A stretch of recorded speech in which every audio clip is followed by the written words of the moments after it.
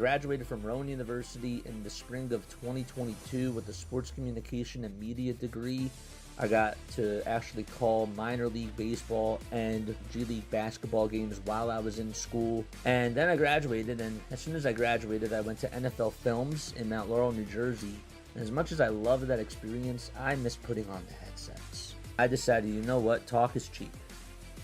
I have a laptop that's in my house, and so 21 months later, here we are, still on YouTube, calling games and building an incredible, loving community on here with the people that I call my Philly freaks with a capital P and a capital H. We go live for every single Phillies, Sixers, and Eagles game, and we do it like old school radio play-by-play style. I'm Jason Joseph, and this is Play-by-Play with JJ. I showed a swung on barrel. Get out to right field. Bye-bye baseball. That baby is long gone. Testing. There we go. What's going on, everybody? Hopefully you're all doing well and having yourselves a very fantastic day so far. My name is Jason Joseph, and this, of course, is Play-by-Play with JJ. If you're just coming on in for the very first time, make sure that you guys hit the thumbs up button, hit the subscribe button as well, and turn on the notification bell icons too, and that way you will know when we do go live. Oh, we got a late one tonight. This is not your typical Sunday night baseball game that usually starts at around 7:20 p.m. Eastern time. This one is at 8:30 p.m. Eastern time, and it'll be the San Francisco Giants, who ended up losing last night's game to the Chicago Cubs. Obviously, the Cubs are going to be playing against the Giants to wrap up this three-game set out at Wrigley Field. The series is now tied at 1 apiece. The Giants exploded on Friday. They put up 18 runs, and they just put on such a clinic against the Chicago Cubs, and they just punched them in the mouth. They knocked them out, and they did both of those things at once. Last night, though, was a little bit of a different story. The Giants actually were winning the game, and then with 2 outs in the bottom of the 9th inning, it was Pete Crow Armstrong who ended up tying it up and just hit a ridiculous home run. And it was just unbelievable to tie it back at 2 apiece. Pete did homer twice in yesterday's game. And then in the bottom of the 10th inning, Michael Busch ended up getting the RBI single. There was a air out in right field by Barricado on the ground ball that was hit out to right field. And that's what allowed the winning run to come on in to score. Dansby Swanson to come on home. That's what allowed him to score the winning run of the game. So today we have out there on the bump for the Giants, it'll be Trevor McDonald, who is going to be getting another start. He has a 2-3 record, and he also on the season does have a 4.50 ERA. This will be his 7th start of the season. He has been overall the type of guy that you want to have as an innings eater. He did do okay in his last outing against the Milwaukee Brewers. He overall had a 5-inning, 3 earned run, 1 homer, 3 walks allowed, and 4 strikeouts stat line in his last outing. But we'll see how he does tonight against the Chicago Cubs lineup. He gave up a lot of runs early. All 3 of his runs were given up in the first inning, and he settled on in afterwards. So which version are we going to get? I am very, very curious about that. By the way, this is totally off topic here, and I am so sorry, but Max Kepler just signed a contract with the Arizona Diamondbacks. The Diamondbacks ended up signing Max Kepler, who is in the midst of serving an 80 games, PED suspension, which is just crazy to me. So they are desperate. That literally just broke right now. So, yeah, Trevor McDonald, how's he going to look? Is he going to go out there and dominate? I don't know. I really don't. But I do expect him to go out there and give the Giants 5 to 6 innings of baseball today and keep them in line to try to win the game out at Wrigley. We'll see. Jameson Taillon. This is another guy who, yes, he had a good outing in his last time out on Tuesday, but he has just been another one of those guys that has just been so inconsistent. People talk about Aaron Nola giving up the long ball. This guy gives up the long ball a lot. He gave up 17 homers in the month of April, 10 in the month of May, and so far 1 in the month of June. He just has long ball written all over his name. He has a lot of hangers that he leaves out over the middle of the plate. And the question to me becomes this: how will the Giants approach him tonight? Will the Giants be able to take him out of the game early and tack on runs if he's throwing pitches out over the middle of the plate? I don't know.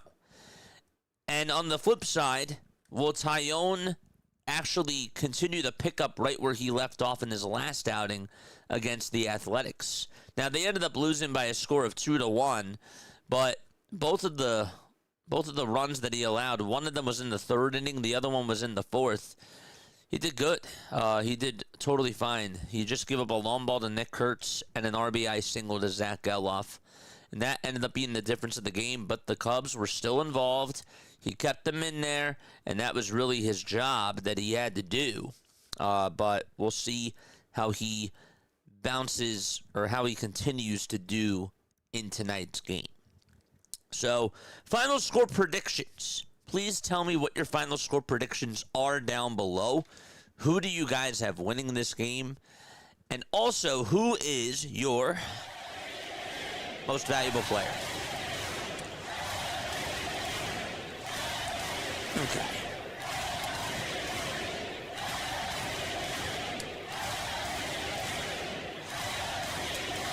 This is going to sound a little bit odd. So, my winner for today is the San Francisco Giants. Okay, I got the Giants winning this game by a score of 6-5. That's my final score prediction.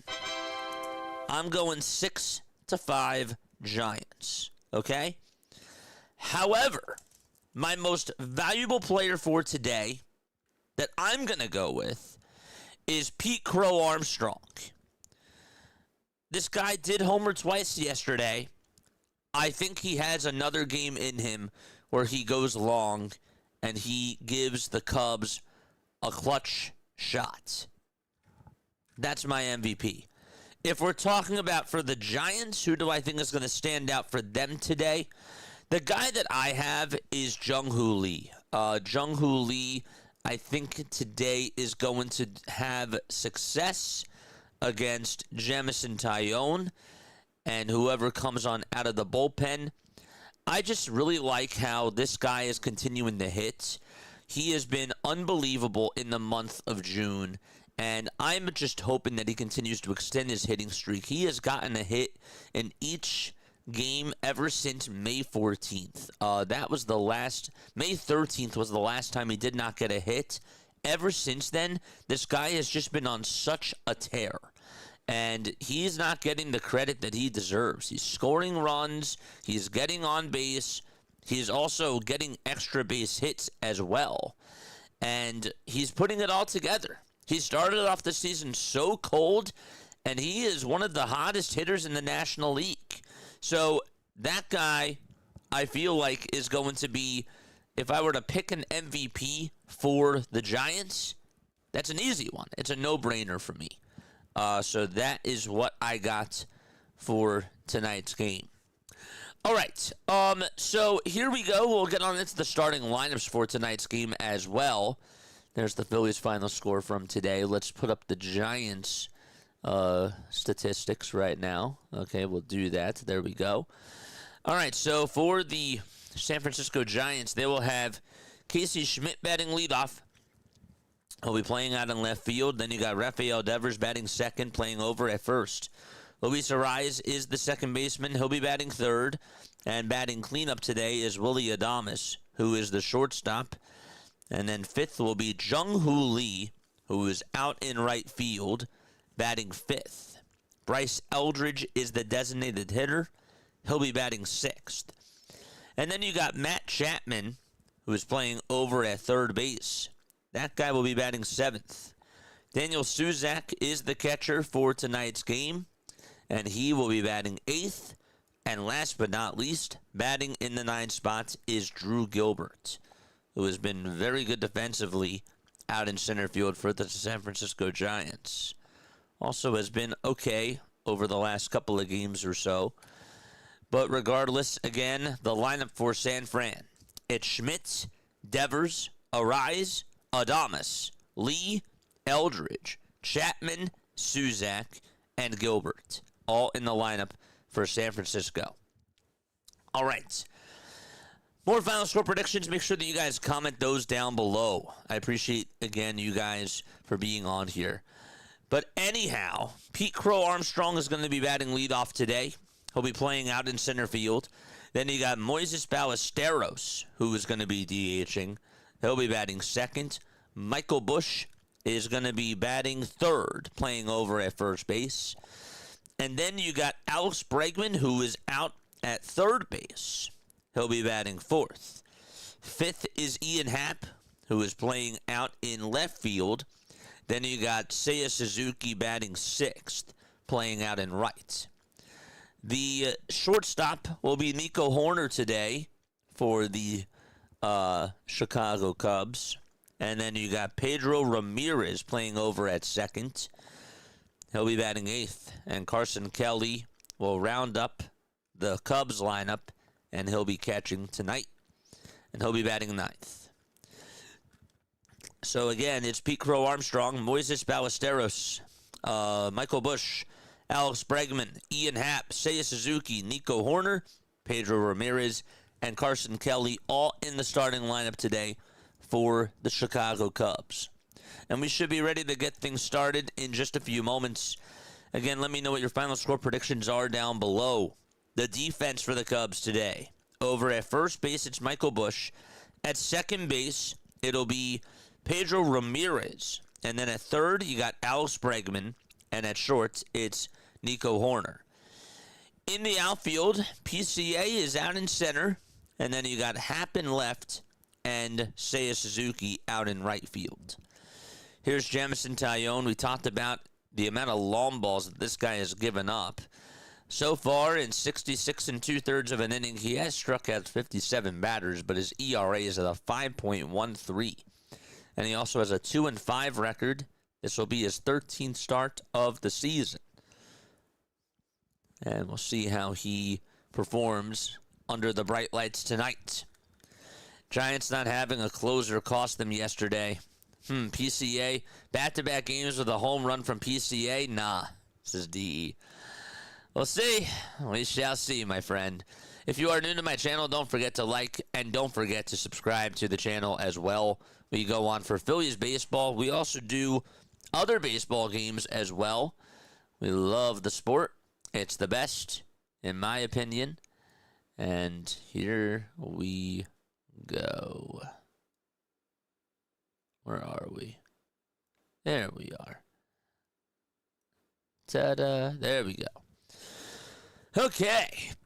So, leading it off for the Giants, it'll be Casey Schmidt. The Giants are in their regular away uniforms with their gray tops and their gray bottoms and the orange letters painted across the chest. They actually have the black letters painted across the chest with the orange outlined.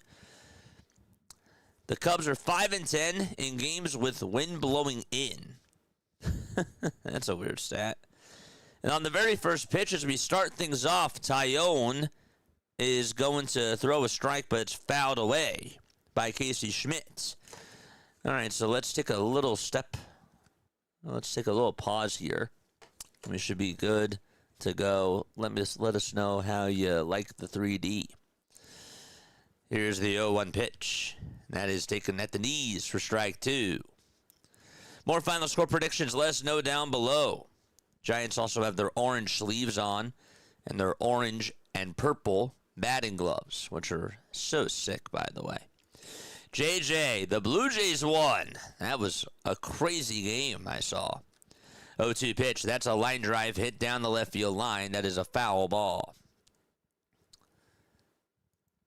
We were just at Wrigley 2 weeks ago.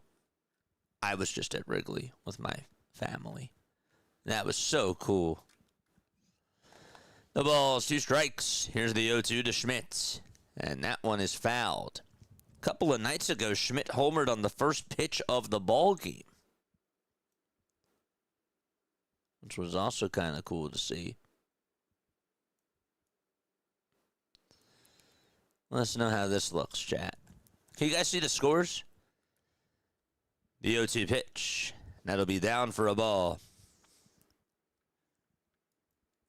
5 pitches so far, and it's 1 ball and 2 strikes. Schmidt leads the team in homers and in RBIs and stolen bases as well. He has 5 steals, and that leads the team. Just crazy. Here's the 1-2 pitch to Schmidt, and that's outside for ball 2. Taillon, by the way, is 34 years old. He's 6 feet 5 inches tall, 230 pounds. He's a right-handed pitcher from Lakeland, Florida. 2-2 pitch, here it comes, swing and a miss. And just like that, there's 1 out in the first inning. Looked like that Taillon threw a cutter there and just went over towards the outside corner, and Schmidt swung right on through it. So that'll bring up Rafael Devers. Cubs are in their white and blue pinstripes with the blue circle and the red inner circle, and the Cubs letters painted in the circle.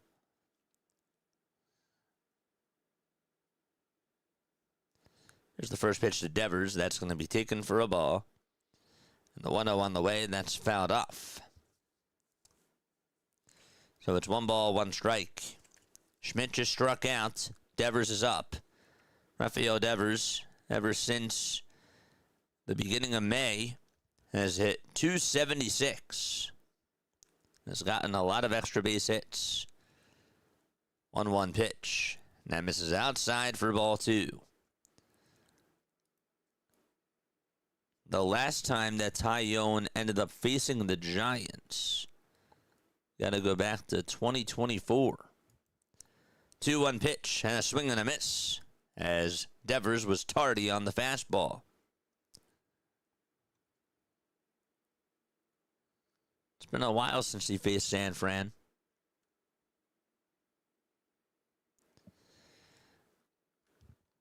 Next pitch, here it comes, and that's going to be taken for ball 3.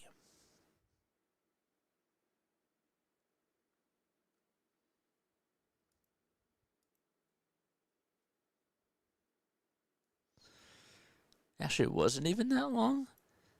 May have been 2019. That was the last time. In 2019, he faced the Giants, and he went 5 innings, gave up 4 hits, 1 earned run, and he struck out 3. I think that was the last time he faced them.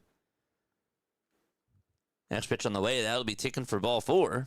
And so, Devers gets on with a 1-out walk, and he'll be over at first base. The pitch was inside, and Arise is going to be due on up next. It was actually just down. Excuse me.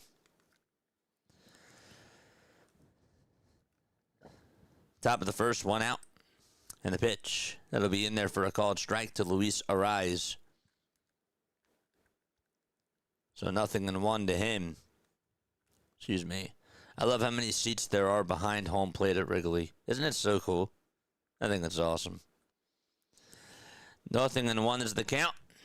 And the next pitch is a changeup. That'll be called a ball. Corey Blazer is the home plate umpire. Then you got Alex Tosi over at first. Willie Trainer's over at second. And John Bacon is at third. 1-1 pitch. Line drive, base hit over towards right center field. And Devers will pump the brakes up over at second base. The throw will be cut off over at short by Swanson. And so the Giants have 2 base runners on a walk by Devers and a single by Arise. And he's over at first. And that'll bring up Willie Adames to the plate.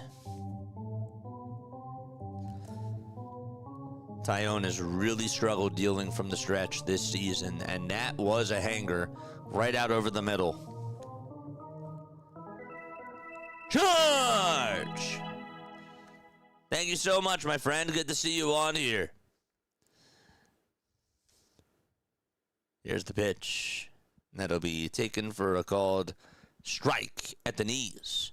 Anyways, I'm really happy JJ covers the Sunday Night Baseball game so I can talk to not just him, but everybody else in this chat when the game is live and he reacts to it. Dude, it's so cool. Thanks so much for stopping on by, Monty. You're the best. The pitch. That'll be in there for a strike. I'm sweaty from pitching that much outside due to the hot weather in Florida. How'd you do today? Let's go. 1 ball, 1 strike, 1 out, top of the first. And here's the pitch. And the cutter is taken right down Broadway for strike 2. Oh, my gosh. JJ's so clutch because these broadcasters are horrible. Who's that? Jason Benetti and Buster Olney and Anthony Rizzo and all of them. 1 ball, 2 strikes. The 1-2 pitch, and now he's taken down and away for ball 2. You know what I don't miss, chat? I'm just going to say this really quickly. I do not miss the ESPN mic'd up interviews during the game. Oh my gosh. I do not miss those. 2 balls, 2 strikes. The 2-2 pitch on the way. Swung on and missed. And Adames chases after a high cheese fastball. And Taillon records his 2nd strikeout of the day. There we go. It's starting to rain out at Wrigley Field. Oh, boy. They did say that rain was going to be in the forecast. So hopefully that doesn't push things longer.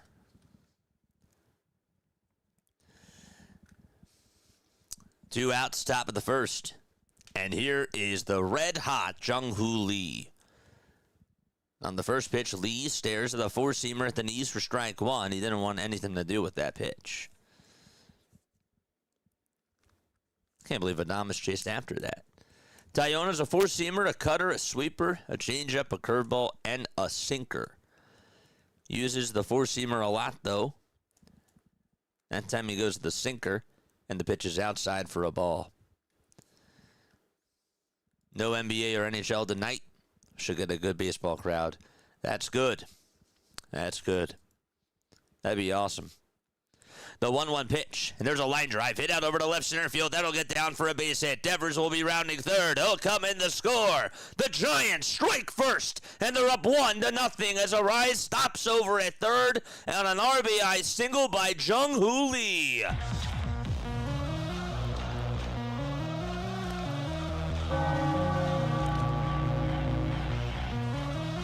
Just what the doctor ordered for the San Francisco Giants.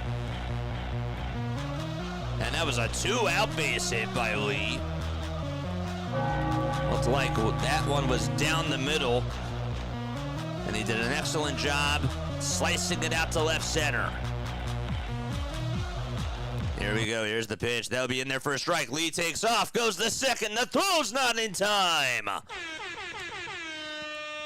And that puts 2 runners in scoring position. Jung-Hoo Lee doing it on the bases as well. He just drove in a run, and he just swiped second base as well.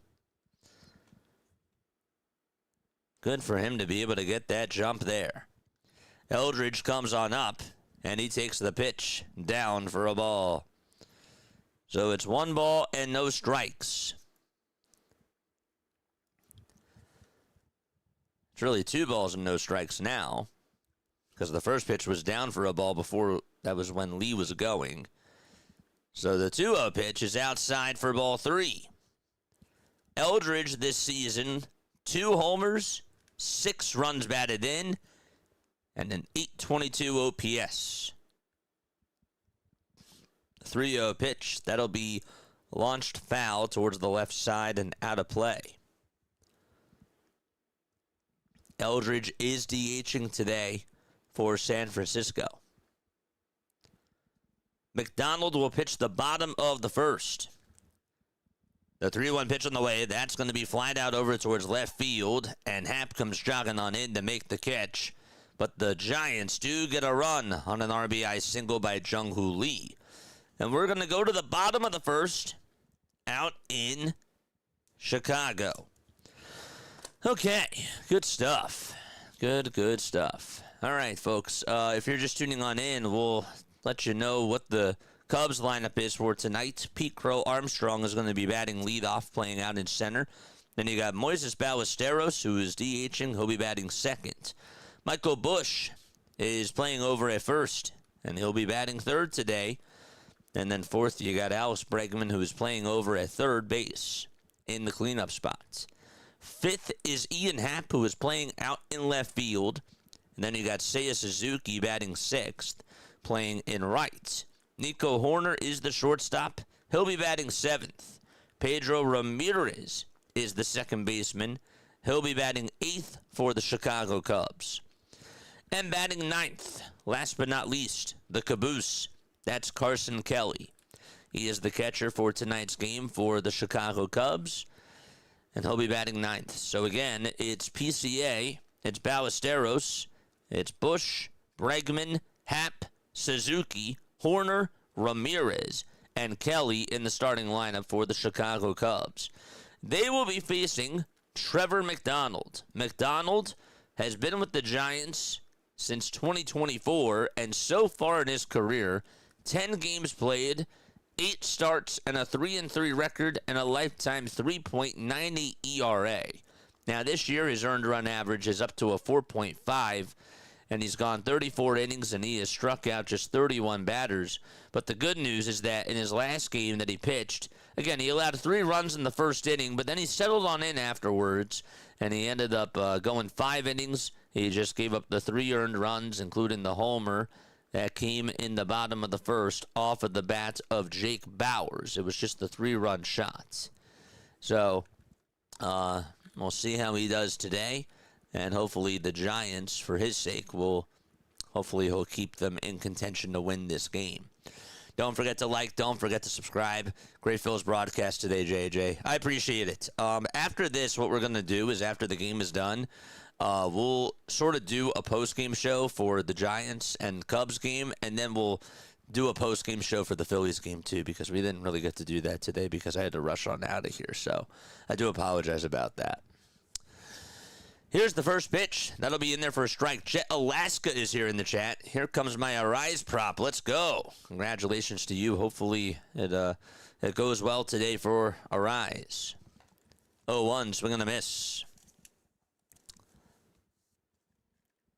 The guy that did score the run for the Giants was Devers. Arise was stranded over at third, and Lee was over at second. The ball is 2 strikes to Pete Crow Armstrong. Trevor McDonald versus PCA. McDonald kicks, fires, and Pete's going to fly one out over towards right center field. On the run in the alleyway to make the grab for out number 1 for the Giants. And that is Drew Gilbert, and there's 1 away. He got underneath that pitch. So there's 1 out in the bottom of the first. Pretty good. If you didn't see the first comment I put in the chat, I got 8 strikeouts and 3 walks for 2 2/3 of an inning before coming in sweaty as heck from the hot weather. I didn't realize that you got 8 strikeouts today, dude. Congratulations to you. The pitch. That's inside for a ball. Man, that's tough, dude. 1 ball, no strikes. Moises Ballesteros is up to bat. And the 1-0, that'll be chopped towards the third base side. Backhanded by Chapman. He gathers himself. He throws it over to first. And there's out number 2. Oh, that Chapman's also rocking the stash. The stash looks good on Chapman. I just have to say that. It does. It looks good. So there's 2 away. Backhanded it perfectly and had very good footwork there to be able to provide the strong throw over to first in plenty of time. I love when they do it at Oracle Park. Oh, when they have the drums? Oh, that's so cool. I'll have to check that out, actually.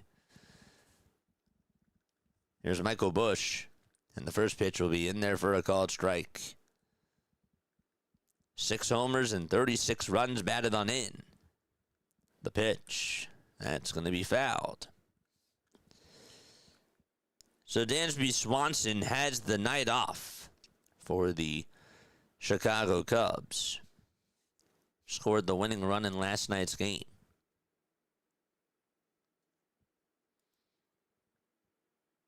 And that came off of the bat of Michael Busch. McDonald has a sinker, a slider, a changeup, and a cutter that he mainly goes to. 0-2 on the way. Swung on and missed. That time he goes to the slider, and the inning is over. There's a chair for Trevor McDonald. 1-2-3 inning, and we are going to go to the second frame. 1-0 San Francisco. All right, it is time to give people some shout-outs. We got people tuning in from all over the world. I would like to hear where you guys are tapping on in from tonight. Let us know down below. Where are we tuning on in from, chat?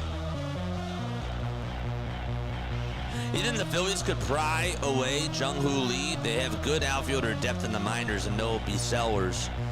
I don't think the Giants are going to give him up. I would love Jung-Hoo Lee, but I don't think the Phillies, the Giants are going to want a lot for him if they were to shop him, and I don't think that the Phillies have a good package. Where are we tuning on in from tonight? Sorrento, Florida, says the Major. What's going on? Malik tuning on in from Tampa. Shout out to the both of you. Let's go. Feel free to play my 7th inning stretch at Oracle Park, JJ. Cool. We got Carcass, Venezuela in the chats. Vientura, what's going on? How you doing?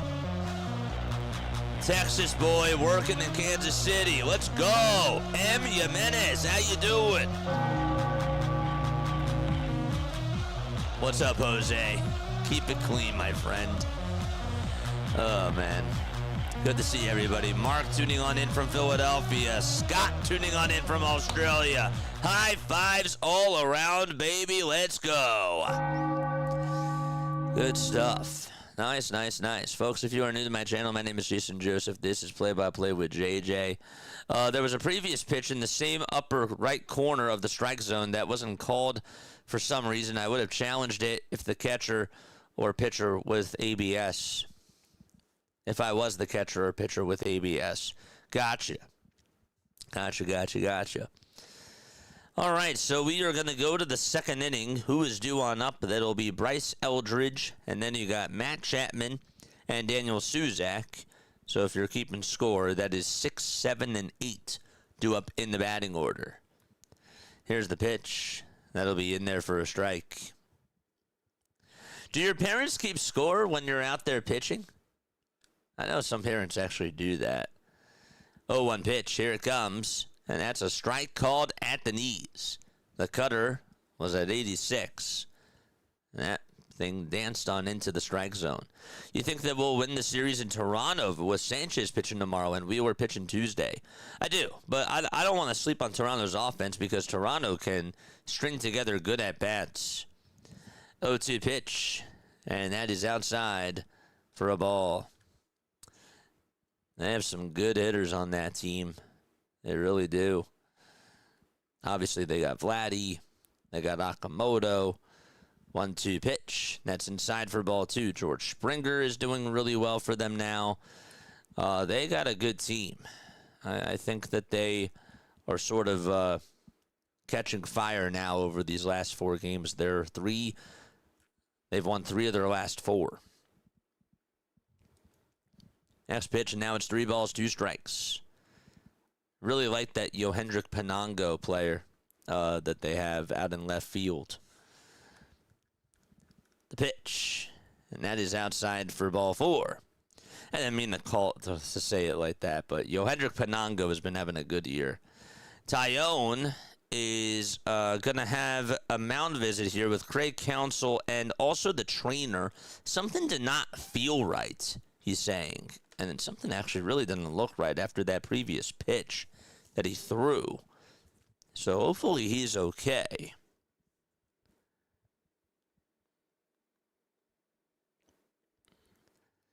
And he is going to leave the game. Oh, no. He's going to leave the game. He's going back to the dugout.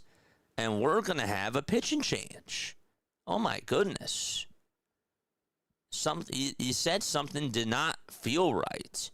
we're obviously going to be looking at what's going on Twitter if there's any more information that we can find out, but he just left the gate.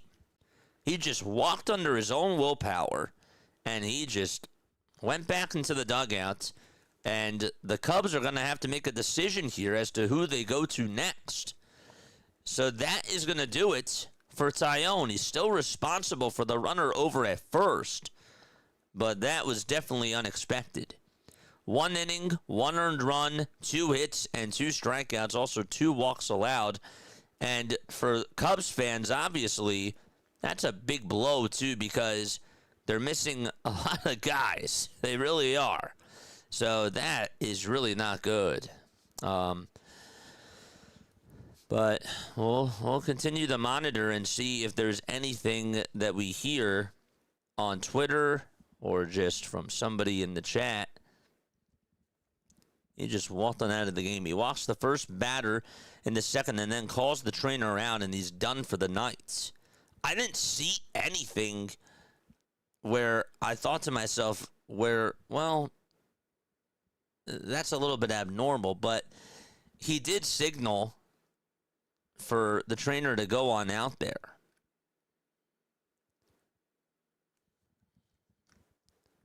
Thought maybe I saw something at first, and then I thought, no, that wasn't.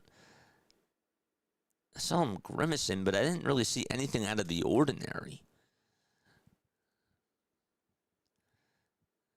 That's crazy. Jet Alaska, what's going on? Excellent double in my props. Dude, let's go. Folks, if you guys like what you hear, my name is Jason Joseph. This is Play by Play with JJ. We will definitely be releasing our schedule as to what's going to go on this week content-wise. We'll do that probably tomorrow. So make sure that you guys are on the lookout for that. Obviously, we're going to be covering the Phillies game tomorrow night. We covered the Phillies first, but then we do other Major League Baseball games as well. So that's pretty cool. Phillies play against the Blue Jays tomorrow at 7:07. Patrick Corbin is facing Christopher Sanchez. So we'll have that game covered. Same thing with Tuesday. We got the Phillies playing on Tuesday night, same time, same place. And then Wednesday evening, actually, the Phillies will play at 7:07. But then we'll do a Wednesday afternoon game, and we'll do a Thursday afternoon game as well. All right, so it's a 1-0 game in the top of the second. Once again, Jameson Taillon just left the game. And coming on in is Javier Assad. And he gets all the time in the world to just be able to warm up right now because that was unexpected. Still waiting for what the diagnosis is as to why he left. So, again, we're talking about a Cubs rotation, by the way, who's missing Matthew Boyd, Cade Horton, and also Justin Steele. So, unbelievable. Oh, boy. Sports Fanatics is here. What's going on, Sports? How you doing, my friend? Good to see you. It's just good to see you on here. I didn't see you before, my bad.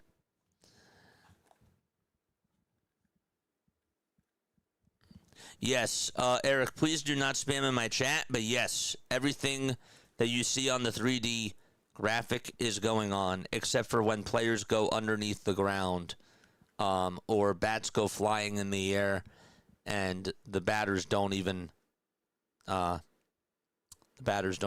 on to the bat.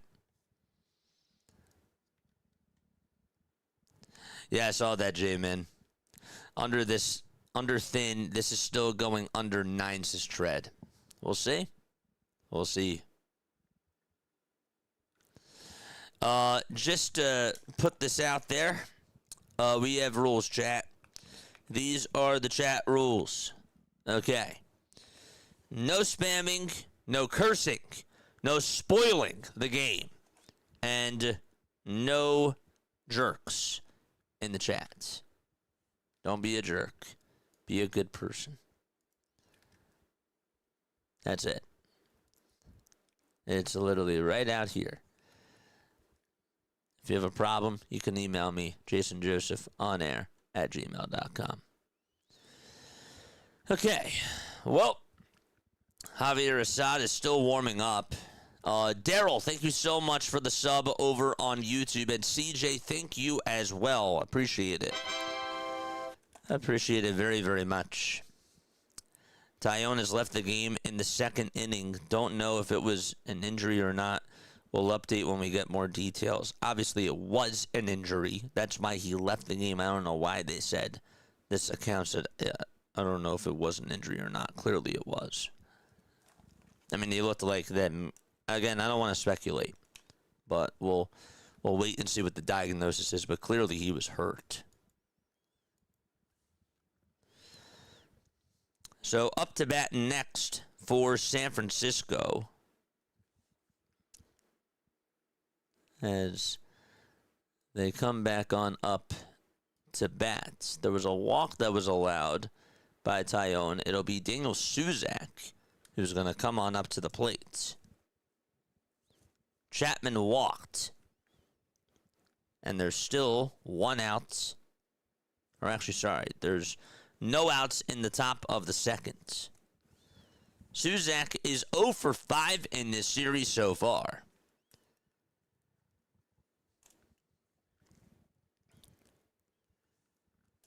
The toss back over to first, and the throw is not in time.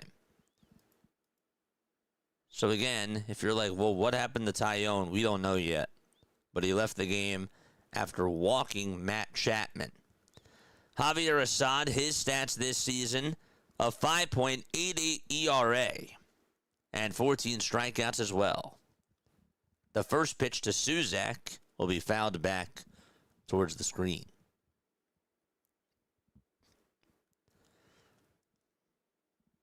Assad has gone 26 innings. He's given up 17 earned runs. He has also struck out 14 batters. The 0-1 pitch. That'll be fouled off over towards the right side and out of play. Assad has been with the Chicago Cubs since 2022. And so far, 86 career games. He was a starter once upon a time back in 2023 and in 2024. He also did start in 2022 as well. I should mention that too. But he started 8 of the 9 games. 0-2 pitch. That's fouled off over towards the right side and out of play. Last year, though, he only pitched in 8 games. He started 7. Won 4, lost 1. And they sort of have him in a relief role here. 0-2 pitch on the way. That misses down and out for ball 1.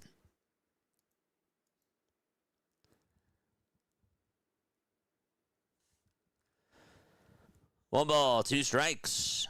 1-0 San Fran on the RBI single by Jung-Hoo Lee. The pitch to Suzak. That misses way inside. And actually, they're going to say that it hit Suzak. And Blazer says, take your base. And Counsell says, hold up a second. I don't know if they signal for a challenge or not. I don't really know if that hit him, did it? If it did, that was really tough. They're showing 2 replays here. Didn't really see much of a change in the baseball motion there. But they say that it hit him. And no challenge is going to be provided. Drew Gilbert is now up. And Gilbert will have to hold for a second because Assad looked back at second to keep Matt Chapman in check.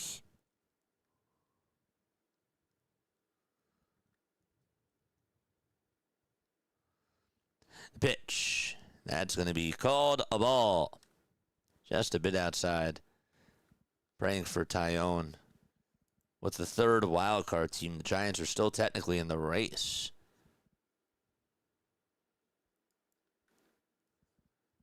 One ball, no strikes. The 1-0 pitch that's going to be bunted over towards the third base side. And the throw over to first is in time for out number 1. I really couldn't tell if that really hit him or not, but I guess it did. It didn't look like it at first, in my opinion. It's crazy. So the sacrifice bunt is complete by Drew Gilbert. And that's going to put runners over at second and third.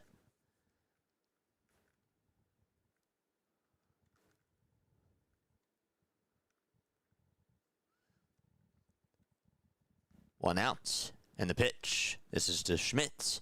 And it's high for a ball. A 286 average for Casey Schmidt. And 864 OPS. This guy has been doing really well for the Giants as well. There's the 1-0 pitch. This is going to be bounced over towards second. The throw to home plate is in plenty of time. And there is out number 2. Ramirez knew exactly what was going to happen. And just like that, Chapman came on home, and he was a dead fish at the plate. Infield was playing in, and Ramirez just played it on a hop and threw a strike to home plate. Also, a great swipe, too, provided by Carson Kelly. And so that's going to go down as a 4-2 fielder's choice. And heading over to third base now is Suzak. And over at first is Schmidt.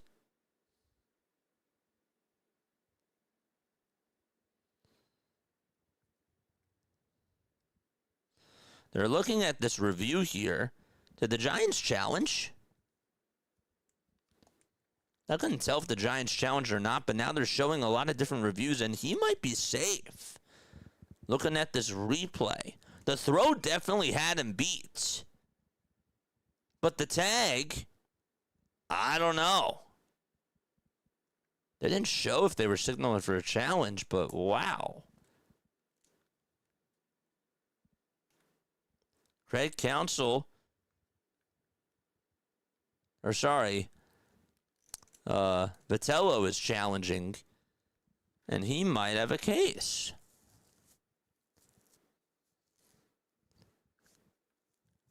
Chapman may have just gotten his hand in there. Let's look again. Again, the throw definitely had him beat.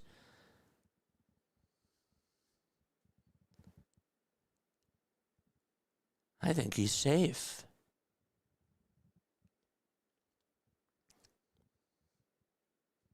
I think he just got his right hand in there.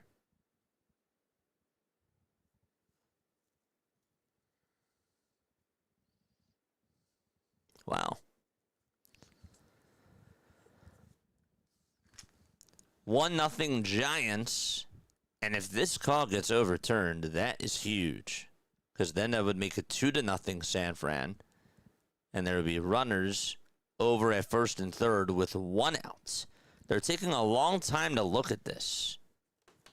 I don't know if that's a good thing or not. All right, so here we go. The call on the field stands, and they're going to say that he's out at the plate. It was a lot closer than I thought. And to be honest with you, I thought that maybe he got his hand in there, but I guess they didn't have the enough conclusive evidence to overturn the call. Again, this is the time where you'd like to hear, even as a fan, like what goes on into that call as to why New York judged it that way. 1-0 though, San Fran with 2 outs and 2 runners on base. And it's Rafael Devers' turn to come on up.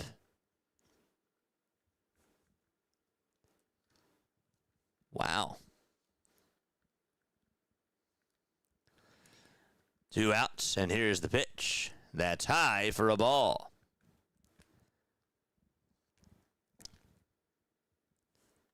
Again, like the throw definitely had him beat. That was a late swipe, though, by Kelly. 1-0 pitch on the way, swing and a miss at 94 miles per hour. Right down the pike.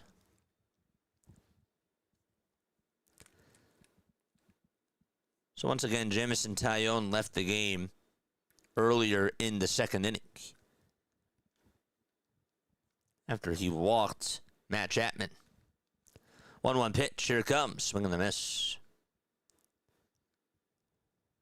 And Schmidt also is able to swipe second base as well. So the count is now 1-2. They're going to say that he fouled it. So it's 1 ball, 2 strikes in the top of the second. What the heck just happened to the TV there? So it's a foul ball, and runners are now at the corners. 1-2 pitch. That is also going to be fouled off by Devers. And so the count still remains at 1-2. And Schmidt got a good jump over to second base, but it was just fouled.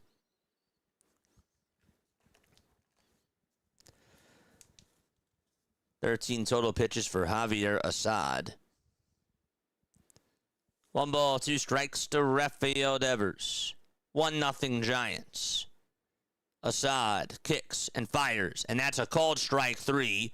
And Schmidt was also heading over to second, but no throw was made, obviously, after the called third strike.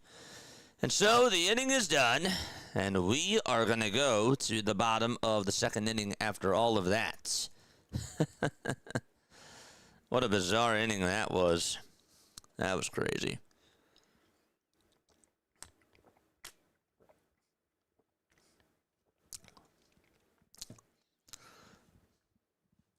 The craziest thing is that the Chicago Cubs right now are 7 games in back of the Brewers for the NL Central Division.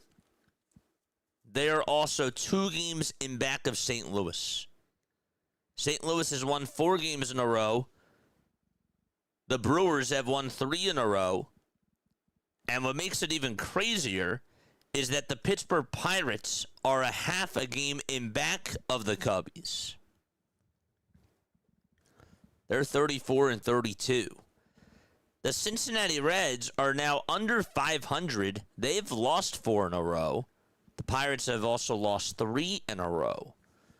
So they've sort of cooled off a little bit. Let's go. Jet Alaska, thank you so much. I want JJ to get 100+ likes on his stream. He does a great job. I really appreciate it. I've screwed up a couple of times tonight, but it is what it is. You know, I'm not perfect, but thank you so much for the kind words. To be able to get put into that spot and for him to come through there, that was big. You're right. Absolutely. He may not even have had his jersey on in the bullpen. It's true. It's absolutely true.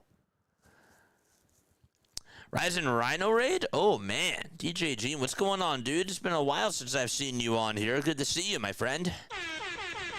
We got a redirect from Rising Rhino. Chris Schwint, what is going on, man? How you guys doing? DJ Gene, fist pumps to all of you. Rising Rhino, thank you so much for the redirect. My guys, if you could do me a solid, make sure that you guys go check out Rising Rhino. I'm going to drop his link right now in just a few seconds or so. I really want you guys to go on over there and just sub it up to his channel. Here is Alex Bregman, who is up to bat right now. Bregman is in the box, and on the first pitch, that's a called strike. All right, so let's drop his link right now. We have 217 people in the chat. 56 of you have hit the thumbs up button. Let's go. There's Rising Rhino's link. The 0-1 pitch, and that's a foul ball. Are you a Cubs fan? I don't know if you can see it right here. I covered the Phillies. I covered the Phillies, the Sixers, and the Eagles, but I do a lot of other Major League Baseball games. I love baseball, and I have nothing but mad love and respect for the Cubs, and for the Giants, too, for sure. The 0-2 pitch, and that's a chopper hit over to shortstop. Played on the hop, and the throw over to first is in plenty of time by Willie Adames. And there's out number 1 in the bottom of the second. 4 up, 4 down so far. Trevor McDonald, so far, so good. Sup, bro? Thanks for the great coverage. I got you. No worries. We'll be back on tomorrow night for the Phillies-Blue Jays game. Then we'll have a doubleheader on Wednesday. And on Thursday, it'll be something similar to that. We'll also be doing the Phillies game on Tuesday, too. Here's the pitch. Swing and a miss. This is Ian Happ, who has an 828 OPS on the season. He's batting on the left side, of course, facing the righty McDonald. Switch hitter. The ball is 1 strike to Ian Happ. And the pitch. That's outside for a ball. JJ, did you ever get a chance to watch that Lasorda mound visit video? No, I forgot. That was the one that I forgot. I'll do it tonight, though. 1-1 pitch. That's down for ball 2. Do you have the 3D view from second base? No, I don't. 2 balls, 1 strike. There's Ron Washington over in the Giants dugout. Shout out to Ron Washington. 2-1 pitch. That misses outside for ball 3. When I started getting on into the game, he was the manager for the Texas Rangers. I will never forget when the Giants beat him in the World Series. I don't get why it's so low scoring. It's only in the bottom of the second, my friend. That's how baseball goes sometimes. 3-1 pitch. That's in there for strike 2.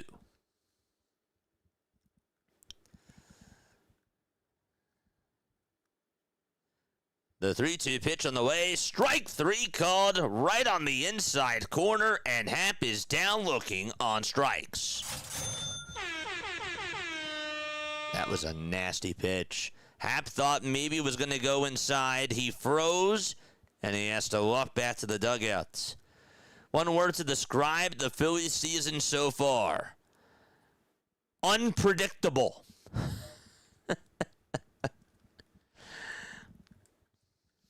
Unpredictable is my word. The pitch, that's in there for a strike. Here's Seiya Suzuki, who is up to bat now. No balls, 1 strike, and the pitch to Seiya. I'll foul it back over towards the right side.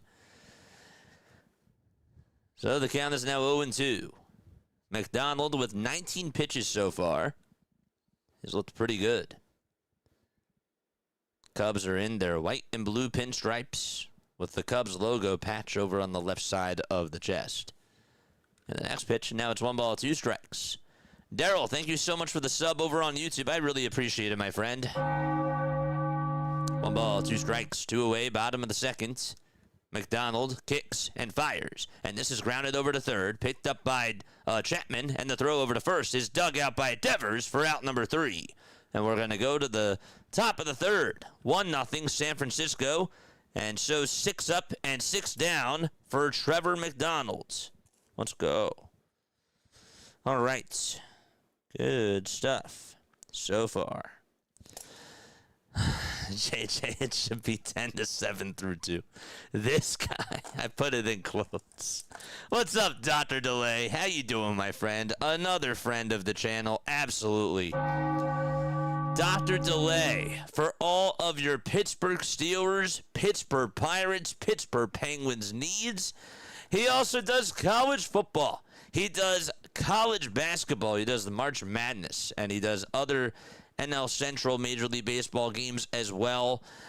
This guy is unbelievable, and I really want you guys to make sure that you take the time to go subscribe to his channel too, because he's fantastic. I know that the Pirates have not been fantastic as of late, to say the least, but this guy is a very good play-by-play announcer, and you should go check him out because he's very good, first of all, and he's also a really good friend to the channel as well. So I'm going to post his link down below. Just go listen to him because he's fantastic. Rising Rhino is back. We dropped your link as well. We'll do it again. We'll make sure that we'll do it again. But yeah, we'll make sure that we drop your link once again, once I find it really quickly. I might actually have to make just a Google Doc of just everybody's channel, so that way I just have it up and running. I don't know. That might actually be a pretty good idea, because then it takes me a little bit less time to just be able to copy and paste everything. I know that we have mods on here, but that's just another food for thought too, though. Shout out to my mods, though. My mods are great. This is Rising Rhino's channel. There we go. City of Pittsburgh is not doing so well, says Morty. Nope. Okay, buddy, one of those sentences was unnecessary, but thank you. No, I mean, I really do. I appreciate you. I want to see the 3D rendition of the batter getting beaned. Start walking, then charge the mound, and the 3D bench is clear. Yeah, it might take a little bit of time for that. The three best friends that anyone could have. We support each other, man. That's really the thing. The 0-1, and that's sticking down for a ball. We really try to, be there for each other and be able to support one another, because that is what community to me and to them is also all about. And I agree. 1 ball, 1 strike, and here's the pitch to Luis Arias. That's going to be flying out over towards left center. Pete Crow Armstrong is there to track it down and make the grab for out number 1 in the top of the 3rd inning. So Arias flies out over to center, and Adames is up next. He struck out in the 1st.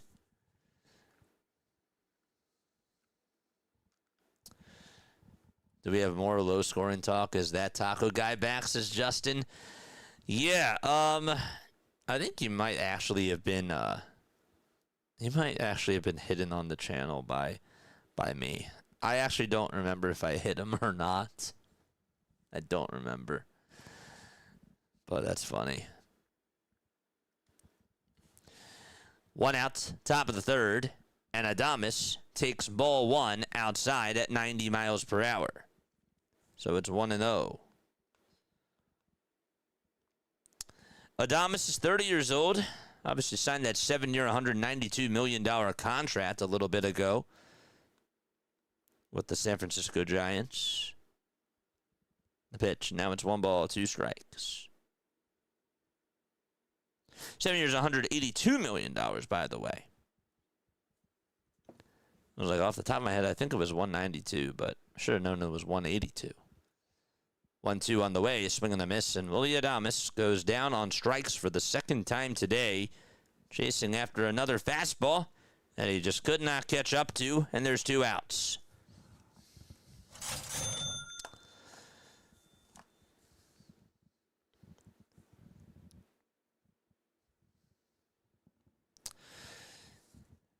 Still raining out in Chicago. It's not raining hard, though. And Jung-Hoo Lee will take a curveball on the outside edge for a called strike. 0-1 to Jung-Hoo Lee. He's on a 15-game hitting streak and has been sensational. 0-1 pitch. This is going to be grounded over towards the right side. Second baseman Horner has it as he picks it up and throws it over to first. And the inning is over. It came right on over to Horner. So, the inning is done. And just like that, a 1-2-3 inning for the Cubs pitching staff, and we're going to go to the bottom of the 3rd. 1-0 San Fran. Good stuff. Okay. So Javier Assad, once again, he came on in for Jameson Taillon.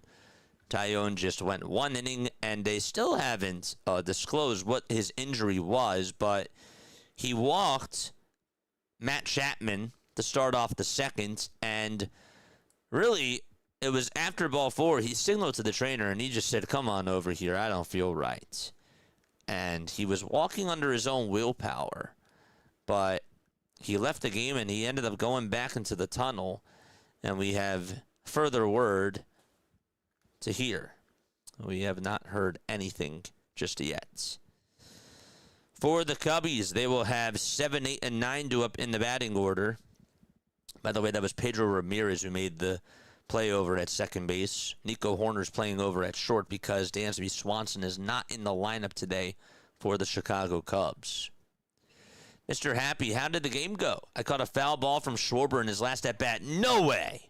No way. Oh, that's so cool. Congrats to you, my friend. Dude, you got to send me a pic. You got to send me the pic. That's so cool. Text it on into the JJ hotline. 610-314-0844. He took it away from a kid. Oh, dude, no. Mr. Happy would never do that. He wouldn't do that. No.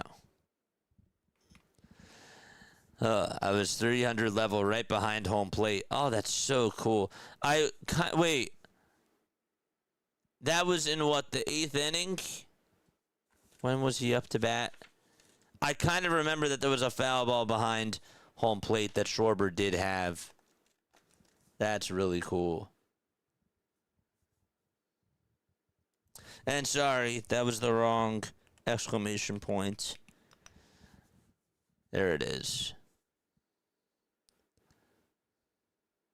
Ugh, I typed in 2 exclamation points. What am I doing? Why am I cracking my voice? That's bad. Bottom of the 3rd. The pitch is in there for a strike. JJ, stop spamming the chat. Sorry. There we go. That's the hotline. 610-314-0844. Text on in. The ball's 1 strike to Nico. And here's the pitch. That's outside for a ball. 1-1 is the count. Cheers, chat. L'chaim.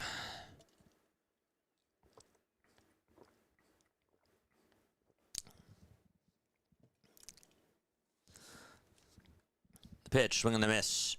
Well, DE was correct. They're saying that Taillon left the game due to a strained hamstring. 1-2 pitch. This is going to be grounded over towards the third base side. Sliding stop by Chapman. He gets up, fires it over to first. And Matt Chapman makes a web gem of a play. Just took away a base hit and made it look so easy. The fact that he was able to slide and just get the glove down as he ran over towards his left, and then he had to spin and get up quickly and just fire a missile over to first. He is so good at that. Absolutely.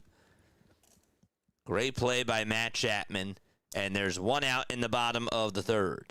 Up next is Pedro Ramirez, and the pitch that's taken for a ball. Chapman's a 5-time Gold Glove Award winner, a 2-time All-Star as well. The pitch, and it's swung on and missed. The count is 1-1. I remember when he was with the Athletics, he had so much promise, and he had he had a lot of power too in that bat of his. Him and Matt Olson over on those corners, they were good. 2 balls, 1 strike. Bottom of the 3rd, 1 out. Ramirez is in the batter's box, hitting .586 as far as his OPS goes. The 2-1 delivery, and that's outside for ball 3. Beast Ghost, what's going on? Haley, what's going on? In case you're just tuning on in, by the way, a 1-0 ball game, thanks to an RBI single by Jung-Hoo Lee, who has now extended his hitting streak to 15 days in a row. 15 games in a row. 3-1 pitch on the way. That's a fly ball hit out over to deep right field. Lee tracks it down, though, with ease and makes the catch. He's like, I got it. Heads up. There's 2 away. Pedro Ramirez flies out to deep right. And Carson Kelly is up next.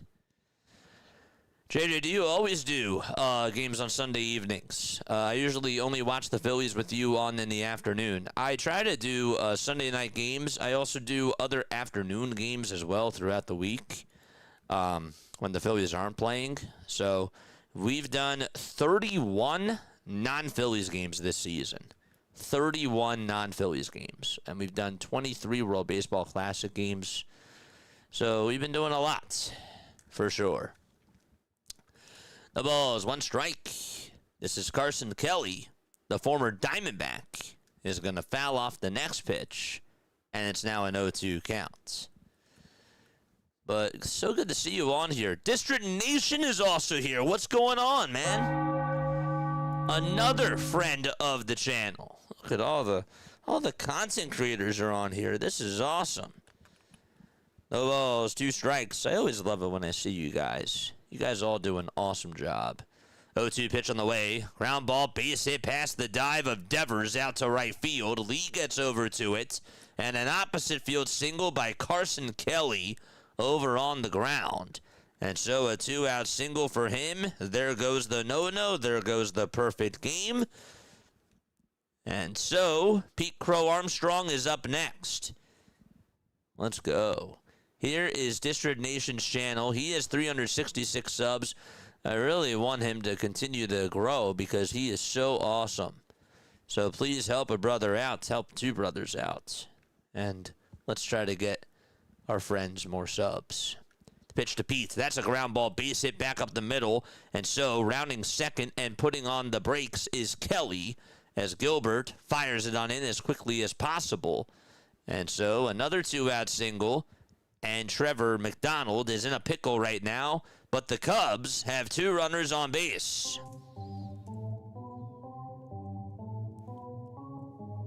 Moises Ballesteros is up next.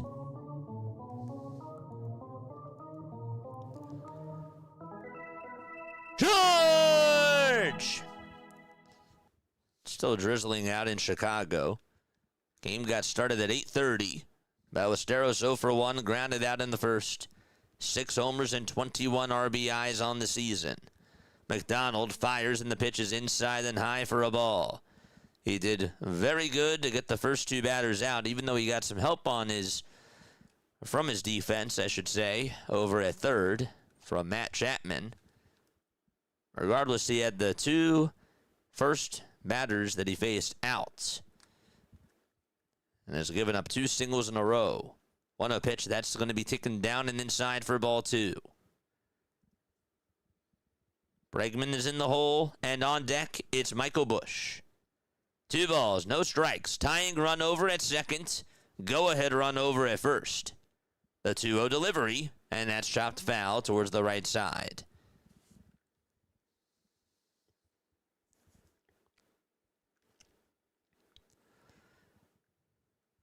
Let's go. Nice. I'll check it out during the break. JJ, I have news for you. I hate pickles.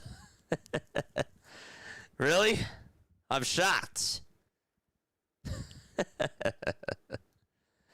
2 balls, 1 strike. The 2-1 delivery. That's strike 2 at the knees on the inside corner.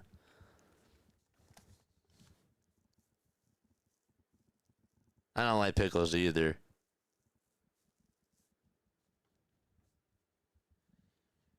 Oh, you sent an email. Nice. 2 balls, 2 strikes. 2 outs, 2 runners on. In the bottom of the third, the 2-2 pitch. And Ballesteros just stays alive.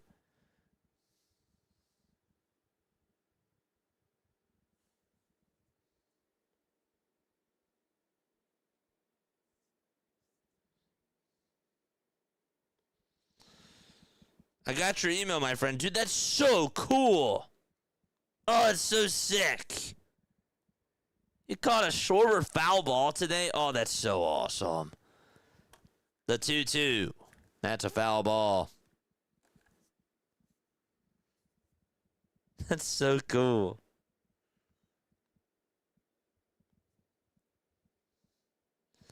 I can tell that was you too because I'm looking at the jerseys. So obviously, that's pretty cool, man.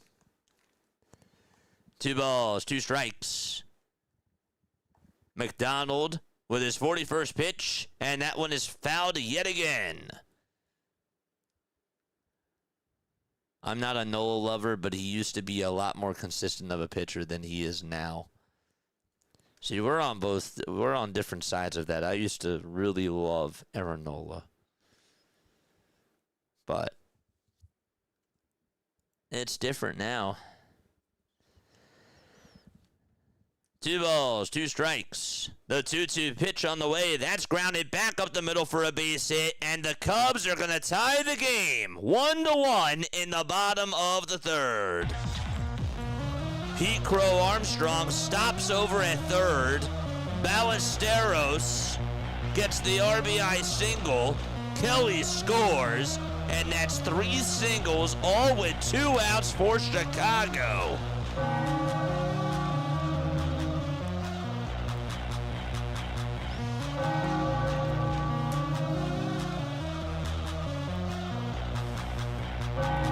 What an at-bat by Ballesteros, by the way. We have a timeout taken on the mound.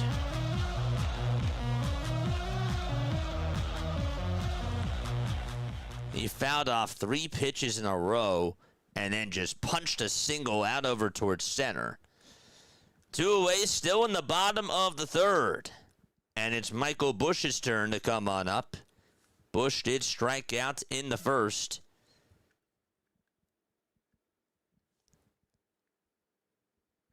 The pitch that was just thrown was supposed to go to the outside corner, but then it was just left out over towards the upper tier of the zone. It was a fastball at 95. Not where he wanted it.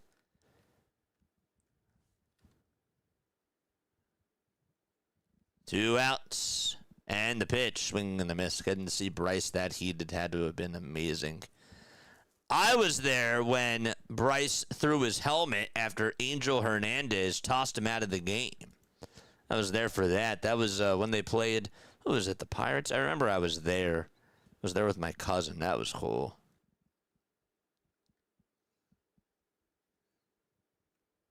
No balls, 1 strike. And the pitch, that is bounced in the dirt, and it'll be blocked by Suzak. As a hit out in front of him, in front of the plate, he had to go jog on over towards that ball. My kid loves pickles. Me, not so much. Rhino, look at what you started. 1 ball, 1 strike. 2 away, bottom of the 3rd. And the 1-1 delivery. The sinker is in there for strike 2. I used to keep a jar by my bed. Really? Because it would be my nighttime snack. Dill only, though. No bread and butter. Interesting. That's what I just referenced, JJ. Lol, I was there, too. That's so cool. Oh, that's so sick. 1-2 is the count. McDonald at 45 pitches. The 1-2. And that's taken down and inside for ball 2. Who will win? Well, the more times you keep saying it, I mean, baseball is an unpredictable game. I don't know who's going to win. I just don't. I don't do any of that, my friend.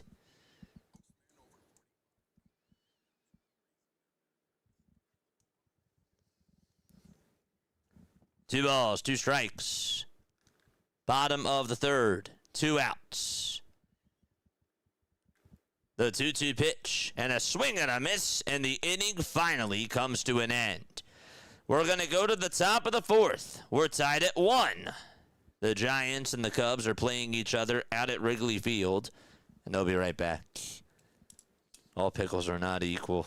It's true. That is true. So Busch does strike out for the 2nd time today. What's up, Danny? How you doing, my friend? And what's going on, by the way, my friend? I know that we just timed you out, but that's because you kept spamming the chat, my dude. Ruiz says, go Giants. What's going on, Ruiz? What's going on, man? Is Carlos Ruiz a Giants fan? Did he grow up a Giants fan? I don't know. But he's a great Phillies player. Was a great Phillies player, so cheers. What's up, Ruiz? I just thought about Chooch. There's a lot of Ruizes in all of baseball. There's a Story Ruiz. There's Carlos Ruiz. There's, who's the other one? I said a Story Ruiz. Kybert Ruiz for the Nationals. There's a lot of good ones. The hot dogs, burgers, barbecue, anything in my salads, just straight out of the jar snack. I used to keep a jar in my bed. That's crazy. It's wild. But it's also cool. Speaking of kids, how about that kid that called in the other night? Yeah, that's Milo. Milo called in a lot last year. Milo's so cool. Milo is awesome. Shout out to Milo. He's great. I love it when Milo calls on in. I miss some of the callers, too. Milo was definitely one of them. Tiffany, I don't know what happened to her, but I hope that she's okay. But, yeah, I hope she's doing well. Tiff, if you still tune on in, just know that we're thinking about you. Same thing with Kathy. All that. I sometimes yell at the umpires and say, since you are blind, you should go to the doctor's office, not a baseball field unk. I guess you are too old to know that, says JG. You guys are wild.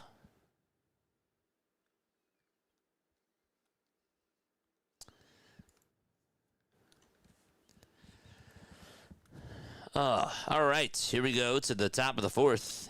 And the pitch, that'll be in there for a strike. Bryce Eldridge, 0 for 1. Javier Assad, 24 pitches.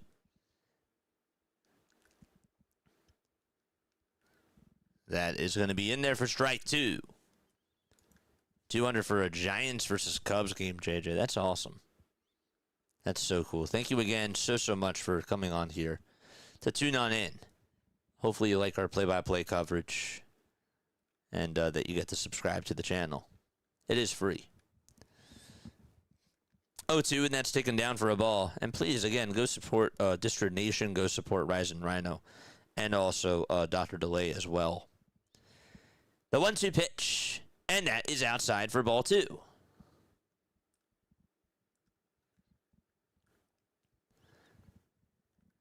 Two balls, 2 strikes. Top of the fourth. Assad kicks and fires. And the pitch is just barely inside. I am shocked that Blazer did not call that a strike 3. It was inside. Just saying, though. He's made a lot of ticky-tack calls this year. 3-2. That's a foul ball. Larry, what's going on, Larry? How you doing, my friend? Been listening for a bit. This guy can call a game. Well, I appreciate you. Love you, buddy. Hopefully everybody's doing well. Jen and Sarah and all of them. Tell them I said hello. The pitch. That's going to be taken down for ball 4.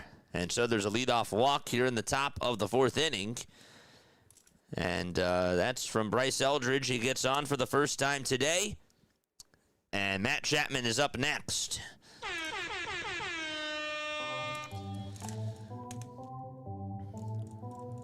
There's Tony Vitello, who is the Giants manager.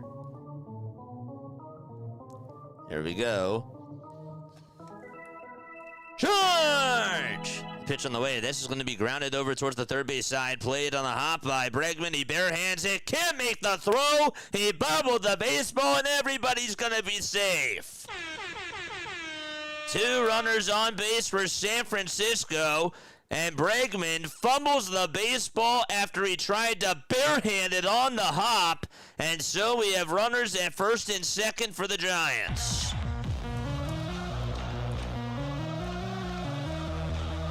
The barehanded hop, that's not an easy play, but usually he makes those. And here comes Suzak. They'll call it a hit. Suzak takes a ball. It's just a bit high. He took back the bunt. So it's an infield single for Matt Chapman. He grounded one over to his counterpart.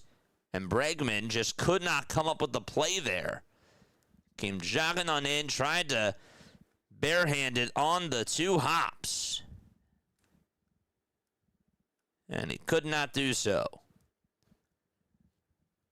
1 ball, no strikes. They'll showbun again. And that time it's a strike. Bush came running on in just in case the ball was bunted over his way. And so it's 1 ball and 1 strike. That was at the knees. Bregman did a great job going on over to third base as quickly as he did. Those are the types of stuff that you don't necessarily see when you're just watching the game, even on the... Well, you do see it a little bit more on the 3D graphic.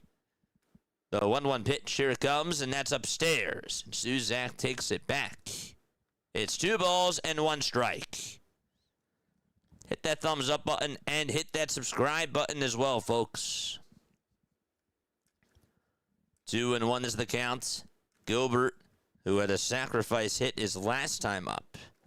It was a bunt, excuse me. He's on deck. The 2-1 delivery. It's down for ball 3. Again, Javier Assad is in because Taillon got taken out during the second inning, dealing with a hamstring issue after he walked Matt Chapman. So they're thin. The 3-1 pitch. That's going to be chopped over to third. The throw to second, there's one. The throw over to first, and that is an around-the-horn double play. There's 2 outs now and a runner over at third base here in the top of the 4th inning. Good job by the Cubs defense. I am shocked that Suzak did not drive that thing, and he just got on top of it. That was not what the Giants wanted at all, but certainly what the Cubs wanted. And they could take a little breath. Drew Gilbert is up next.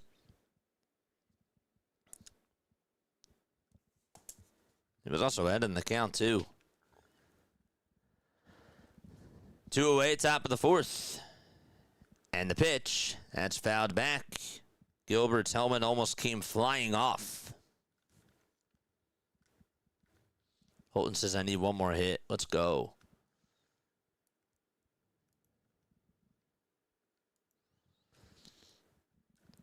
No balls, 1 strike. Top of the 4th, and 2 away. Gilbert in the box, and the 0-1 pitch, and that is a foul ball. We got over 200 people on here. Make sure that you guys hit the thumbs up button and subscribe. 237 of you to be exact. Really 245. This is awesome. Covered a lot of baseball games. That's for sure. No balls, 2 strikes. 2 outs, top of the 4th. Runner over at third. The 0-2 on the way, and that's going to be called a ball, but it should probably be overturned to a strike. That was a beautiful curve that landed at the knees. The Cubs challenge, and let's see what ABS has to say. Here we go. Strike 3 called, and the inning is over. A golden opportunity for the San Francisco Giants squandered, and we're going to go to the bottom of the 4th inning, still tied at 1 after all of that. Okay, folks, first and foremost, if you're tuning on into the channel for the very first time, my name is Jason Joseph. This is Play-by-Play with JJ. Hit the thumbs up button and hit that subscribe button as well if you love my play-by-play calling. We go on for Phillies baseball, Sixers basketball, and Eagles football, but we also do other baseball games as well. We're on for the Sunday night games. We also do some afternoon games during the week as well. So definitely make sure that you check us out on the socials. My mods are going to drop the socials down below. Also, feel free to sign up for my newsletter and to be able to join my email list. We are starting that this week, so that should be really cool. If you guys want to check that out, if you want to send me an email for anything, if you want to sign up for the list, or if you even just want to just email me off the air, you most certainly can. My email is jasonjosephonair@gmail.com. I just posted it down below in the comment section. We also do this thing called MLB Diamond Zone. I'm going to throw this out there one more time as well. So Diamond Zone is basically like NFL Red Zone. We sometimes call 5, 6, 7 games at once. If there's bases loaded in a game, we call that. Sometimes we do it sort of pitch by pitch, and we sort of go back and forth between games, but we call 6 to 7 games at once. It is really insane.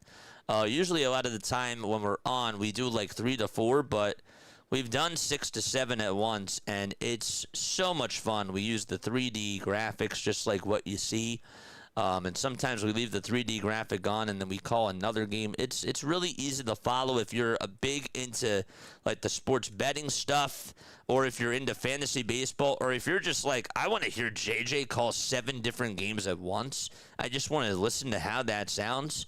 It's cool. It's a workout for sure, but it's definitely something that's intriguing and something that I haven't seen anybody else on YouTube do.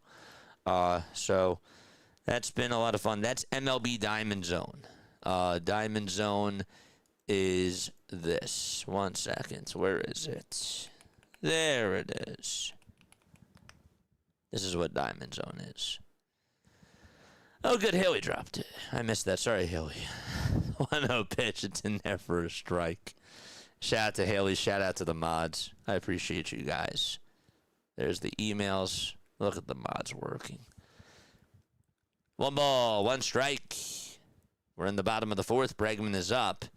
And the 1-1 pitch is a slider that is in the zone for strike 2.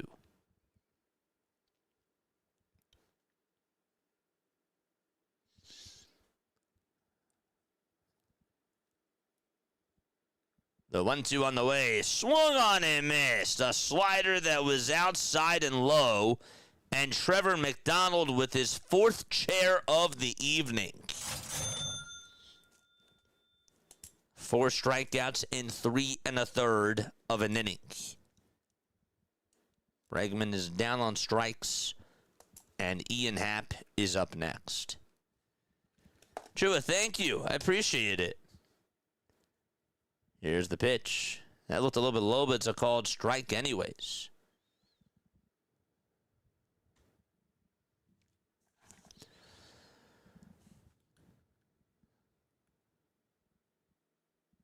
Here's the 0-1. That's high for a ball. Why doesn't anyone throw the screwball anymore? It's just timestamp. 1 ball, 1 strike. The pitch. That's a line drive, base hit down the right field line, and that's going to go all the way towards the wall. Ian Happ is going to get on with at least a double here. He's going to round second. He'll go over to third. The throw to third is not in time. Wow. Ian Happ got a great jump out of the box, and he gets on with a 1-out triple in the bottom of the 4th inning. I mean, that thing just was going right over towards that right field line. It stayed fair, and he was thinking, whoop, I'm at least going to get 2 out of this. Nope, I'm going to get 3. And he was off to the races, and he got in there with a sliding triple. The throw was a little bit late on the relay. But regardless, the potential go-ahead run is 90 feet away from scoring. And here comes Suzuki, who takes a 95-mile-per-hour pitch for strike 1.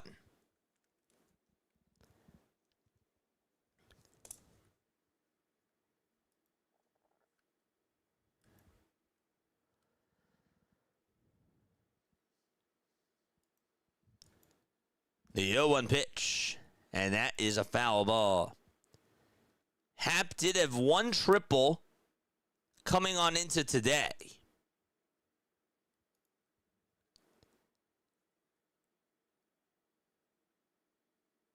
The triple that he had was on May 2nd. It was when he went 3 for 3. He had a homer, a single, and a triple. Just needed a double for the cycle. 0-2. That's a line drive caught over at shortstop. And there's out number 2 in the bottom of the 4th inning. And Seiya Suzuki lines out as he smacks one over towards short. Excellent catch made there.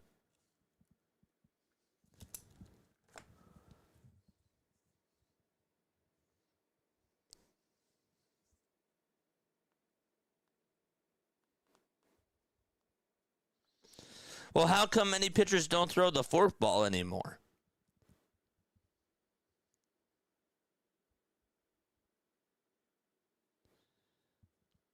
The pitch is taken for a ball.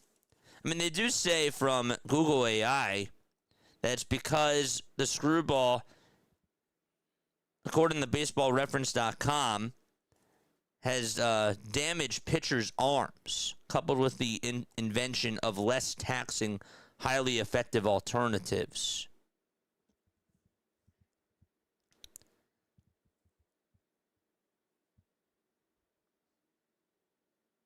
And they say that the circle changeup essentially replaced the screwball. 2 balls, no strikes. It's a good question. 2-0 pitch. That's outside for ball 3. Max Kepler signed with the Diamondbacks. Yeah, we talked about that earlier. He's still in the midst of his, 80-game PED suspension, but that's pretty wild. They throw the forkball. No. 3-0 pitch, and that's in there for a strike. Yamamoto. Is it Yamamoto who has the forkball? Which Dodger pitcher has a forkball? Is it Sasaki? Why am I blanking out? It's Sasaki. They call it, his pitch is a forkball, and they call it a dragon fork because of how much low spin rate it has. The pitch is going to be taken down for ball 4, and so there's a walk, and that's going to put runners over at the corners.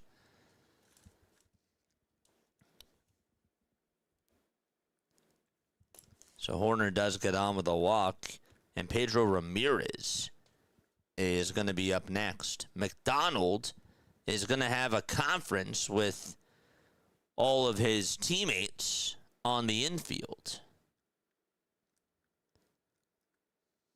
Right over by the mound, I should say. But the infielders gather on in, and so does the catcher, and Corey Blazer's going to go out there and break up the conversation right now.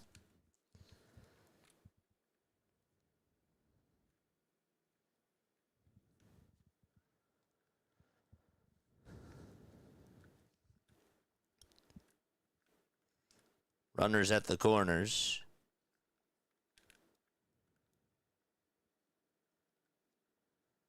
The pitch. That's down for a ball.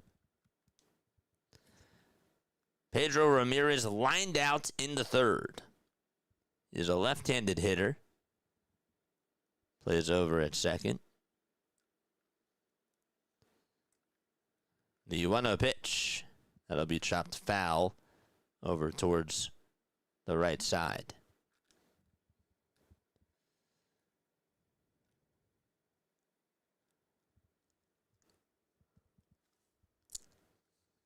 That's baloney. Yeah, I hear you. You know what else is baloney, in my opinion? 1-1 pitch, and that's taken down for ball 2. The Phillies getting rid of the analog clock out in center field just because they have a sign that they put over there that says that the All-Star game is going to be there, and they're also trying to get more sponsorship ads in on the electronic sign that they put. I don't like that. I think that that's baloney. The 2-1, and that's down for ball 3. I think that they should have kept the clock. It's so cool. But I also know that, yes, people look at their phones for time, but I just think that there's something beautiful about it. 3 balls, 1 strike. The 3-1 pitch, that's down and inside for ball 4. And that is going to load the bases for the Chicago Cubs here in the bottom of the 4th inning.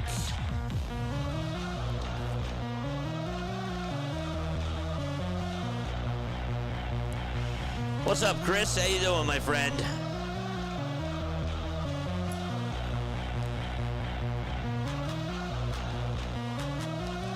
A pickle for McDonald's.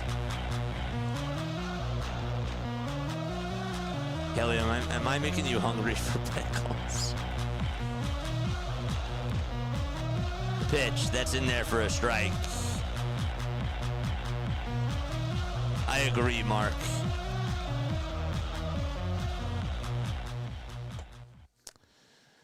No balls, 1 strike. The 0-1 pitch, swing and a miss. That pitch sailed way outside, and it went into the dirt. The count is 0-2.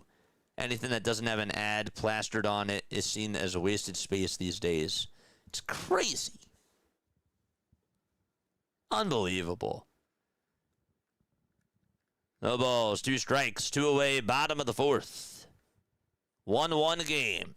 5 seconds left on the pitch clock. The 0-2 pitch, and that almost got by Suzak. Oh, my goodness. He backhanded it.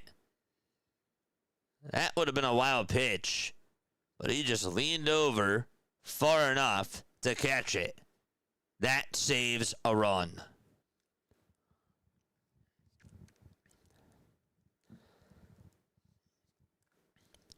1 ball, 2 strikes. The 1-2 pitch, here it comes. Swung on and missed. He got him. Kelly is down on strikes, and the inning is over. Both of these teams had opportunities to score in the 4th and just could not come up with anything. As we go to the 5th inning, still knotted up at 1 apiece out at Wrigley Field. What a ball game. My gosh. And also give credit to Suzak there for being able to just be able to backhand that awful pitch that was thrown before that. Because that really did save a run. I had some of my salad earlier. The regular dill I had sliced up and even had some of the hamburger chips ones in there too. Oh, that's awesome. What's going on, man? How are you guys doing? Folks, if you are new to my channel, don't forget to like and don't forget to subscribe to the channel as well. My name is Jason Joseph. We cover a lot of baseball games on here. Let's do a little toast to Sunday Night Baseball, to a great baseball game, and hopefully it ends in good fashion. Cheers. L'chaim.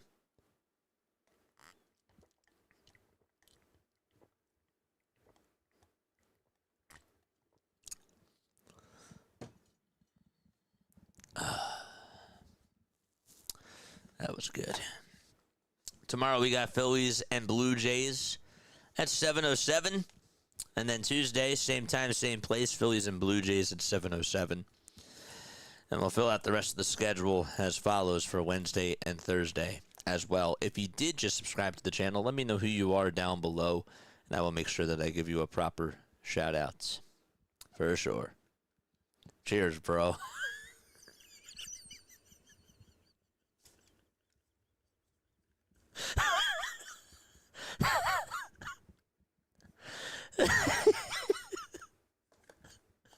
It's just funny when you say bro.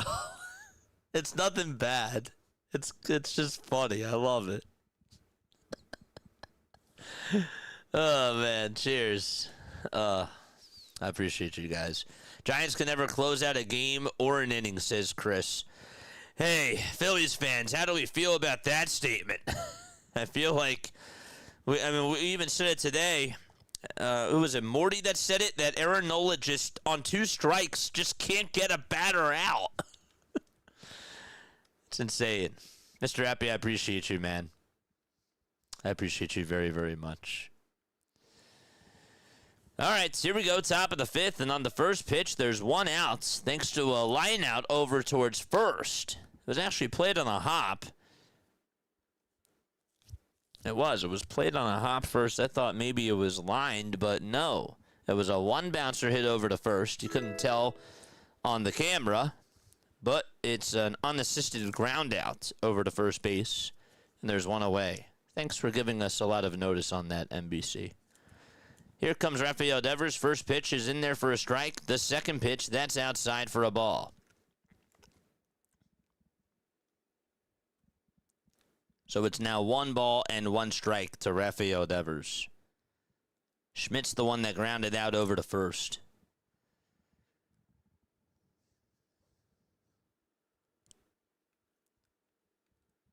Assad kicks and fires, and Devers fouls it off. I'm honored to provide comedic content. You definitely crack me up. Ah, yes, JJ requires electrolytes. Of course. I have some Gatorades in my fridge. Probably should drink them sometime. There's like 3 in there that have been in there for like about a month. 2 balls, 2 strikes. Top of the 5th, 1 out. The 2-2 pitch, and there's a swing and a miss, and there's out number 2 in the top of the 5th inning. Bro, if there's no runs here, I'm going to go crazy. If there's no runs here, you're getting timed out. No, I'm kidding. I'm kidding. I'm totally joking.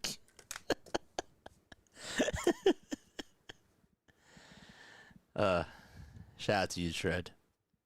What's up, buddy? 2 away, top of the 5th. Arise in the batter's box. Takes the first pitch in there for a called strike. right at the knees.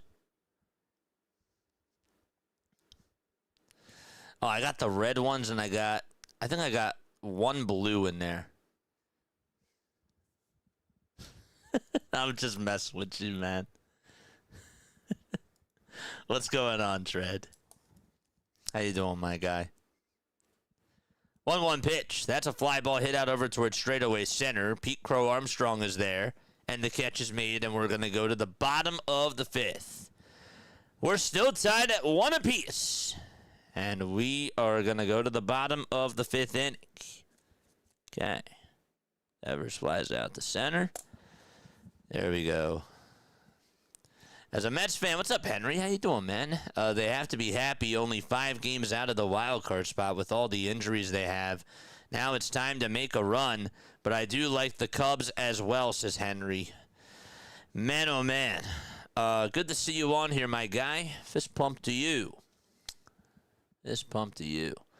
Send some electrolytes to Trey Turner to bolster his putrid defense, says Larry.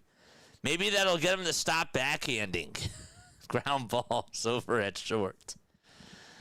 Morty says, JJ, remember the 3 Red Bull guy? Hope you sleep well. I don't. Ugh. I don't. I don't remember. I know, obviously, the catchphrase, Red Bull gives you wings.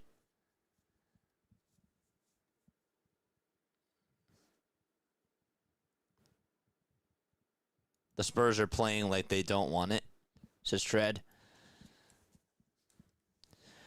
I still think it's a series, but obviously tomorrow's a must-win game, for sure. The tickets to that game, unbelievable. Unbelievable. Sorry about that. I dropped something, and then my headset hit a bowl over here. Assad just got called up from AAA. It makes it embarrassing. Yeah, you're right. You're right. For sure.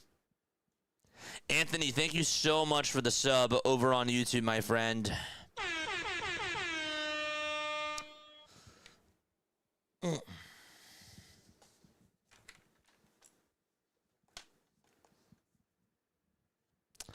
We're tied at 1. How do we get here? Great question. So, Jung-Hoo Lee had an RBI single in the first inning. Also stole a base as well. Gave the Giants at the time a 1-0 lead. And then, in the bottom of the third inning, Moises Ballesteros tied it up on an RBI single to make it 1-1. Now it's Pete Crow Armstrong who's up to bat, and the first pitch will be taken for a ball. McDonald with 72 pitches, and the 1-0 will be fouled away.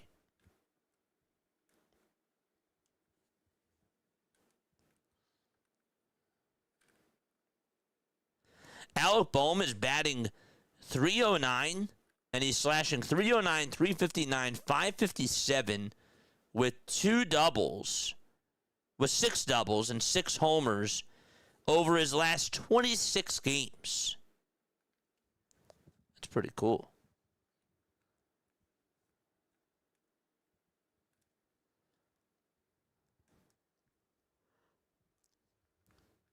One was fouled off. Now it's 1 ball, 2 strikes. McDonald gets set and fires, and Pete is down on strikes, and the throw over to first is in plenty of time. Suzak did try to tag him out, but he avoided the tag, and Suzak's like, all right, I'll just get you out by throwing it over to first. And so there is out number 1, as the strikeout is complete.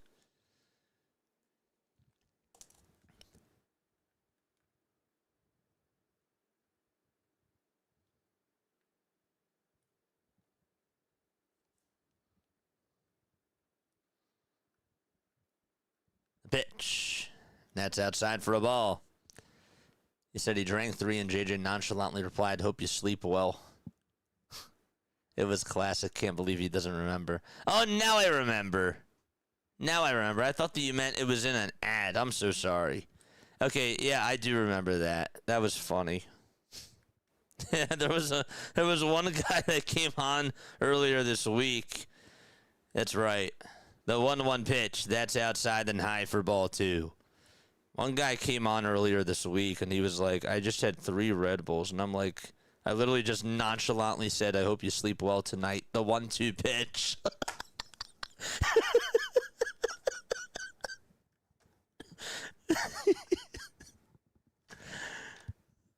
Here's the 2-1 pitch, and that's in there for strike 2. I did. How could I forget about that?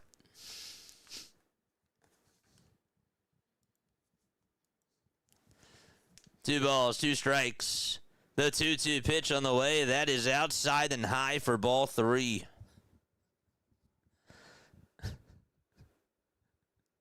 I like to do that sometimes where I just say something nonchalantly and then I just get back to the game. It's really funny. 3-2 pitch. And that's a foul ball. They really are. They're so funny.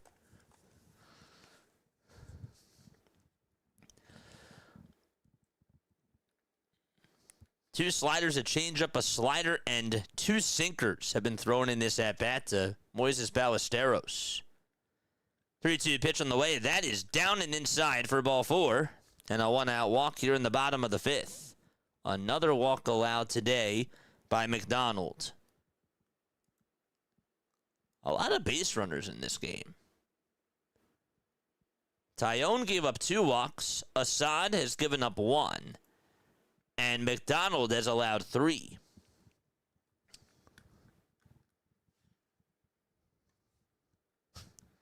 The pitch. And that's taken down for a ball. Just like the guy who said he didn't like your voice and you said, well, there goes you, and you blocked him.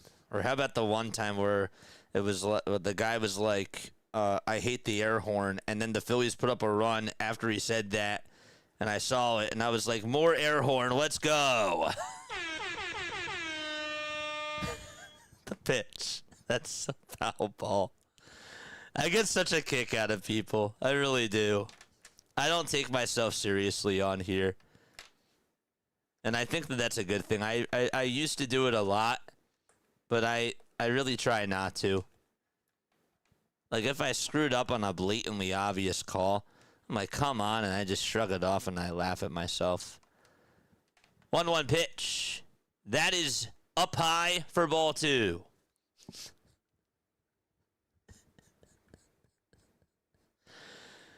Yeah. 2 balls, 1 strike. Bottom of the 5th. 1 away. The 2-1 pitch, that's outside for ball 3. Or one of my favorite moments was when, of course, what's his name was on here, and he was just complaining about how there wasn't a lot of runs in the game. And Haley comes on one time. I'll explain the rest in just a second. The 3-1 pitch to Pete. That's going to be lined over to third. It's caught, and the throwback to first is in time. A 5-3 double play, and the inning is over. Bad luck there for the Cubbies. And just like that, we're going to go to the 6th inning, all tied up at 1. But back to the story. So one time, we had this one guy. I think that I blocked him. I do. I think that I blocked him. But he was on here for a little bit. Well, I don't know why I always forget his name. We just brought him up earlier today. But he was basically not happy that there weren't a lot of runs in these games that I was calling earlier this year. And Haley made a comment one time. It was so funny. It got me dying. It was like, this is a good game, but it's not a good game if you don't like a lot of runs.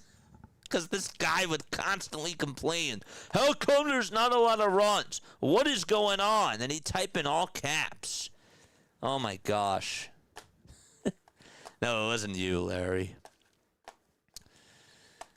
There we go. All right, so we're going to go to the top of the 6th. We're still tied at 1. 3 hits for San Fran, 4 for Chicago.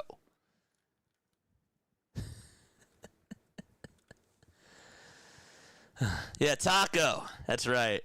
That's right. His name was Taco. It was a pitcher's duel. That's right. It was when Shota Imanaga was pitching, and then that was the same game where Brian Reynolds hit the 2-run homer. And I believe I read a stat. It was that Shota, or that a Cubs pitcher a couple of years ago had a no-hitter, and the guy that broke up the no-hitter was Brian Reynolds on a 2-run home run. Now, Reynolds didn't break up the no-hitter that day, but still, that was pretty unbelievable. It was something along those lines. A pitcher's duel is the bane of this man's existence. It's funny. It's great. All right, so we're going to go to the top of the 6th. We're tied at 1. 3 Red Bulls, that's crazy. Even when I worked on night crews, I never had more than 1. Red Bull, usually a monster drink. Yeah. When I would go out in college, I loved at Rowan, they had these things called trash cans. And if I ever did go out sometimes, I would definitely love those. They were really good. One of those and boom. There's a ground ball hit over to third. Bregman plays it on a hop, slides his feet, throws it over to first, and that's in plenty of time to get out number 1 in the top of the 6th inning. The guy that was up, that was Luis Ariz. That was actually Willie Adames, excuse me. Regardless, though, 1 away, and Jung-Hoo Lee is up next. Lee had the RBI single and stole a bag in the first, and he also grounded out to second in the third. It's 1 ball, 1 strike. Javier Assad, 51 pitches, and the late kick, and the next pitch, that's grounded over towards the right side, and the throw over to first is in plenty of time. Good job there by Pedro Ramirez to get the glove down as they played Lee the pull. So 2 groundouts on 4 pitches, and there's 2 away. If I were to be actually addicted to something, if I give into it, it would be Monster stuff. That stuff is so good. Here's the pitch. That's outside to Bryce Eldridge for ball 1. Eldridge is DHing today. He is 21 years old. 1-0. He'll pop this one up over towards the left side and out of play. Eldridge, by the way, is actually on a hitting streak. We've been talking about Jung-Hoo Lee's hitting streak, but before today, he was on a 9-game hitting streak, Bryce Eldridge. Has not gotten a hit, though, today. He's batting .429 in the month of June. He also had, during this hitting streak, a 4-hit game against the Rockies, where he also put up 4 runs. Pitch, now it's 2 balls, 1 strike. Top of the 6th, 2 away, nobody on.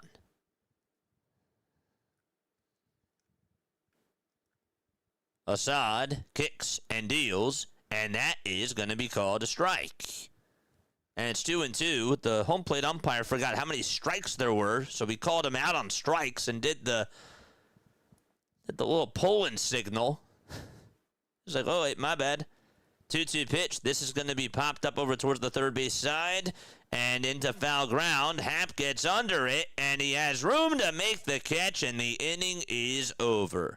A foul out over to shallow left field, and that is how the inning ends. We're going to go to the bottom of the 6th. Less than 10 pitches thrown in that inning. Just like that. It's still a 1-1 ball game. Does PCA have a hitting streak, says S. Pierce. Does Pete Crow Armstrong himself have a hitting streak? I can let you know about that in a second. Off the top of my head, I don't think he does. If he does, maybe it's a 2-game hitting streak. Oh, wait, I lied. That is incorrect. Pete Crow Armstrong does have a hitting streak. He is on a 10-game hitting streak, before today, and actually has extended it to 11 games because he singled back in the third. So you are correct about that. Good for you. Yes, sir. Just tuning on in. Larry says, hey, dude.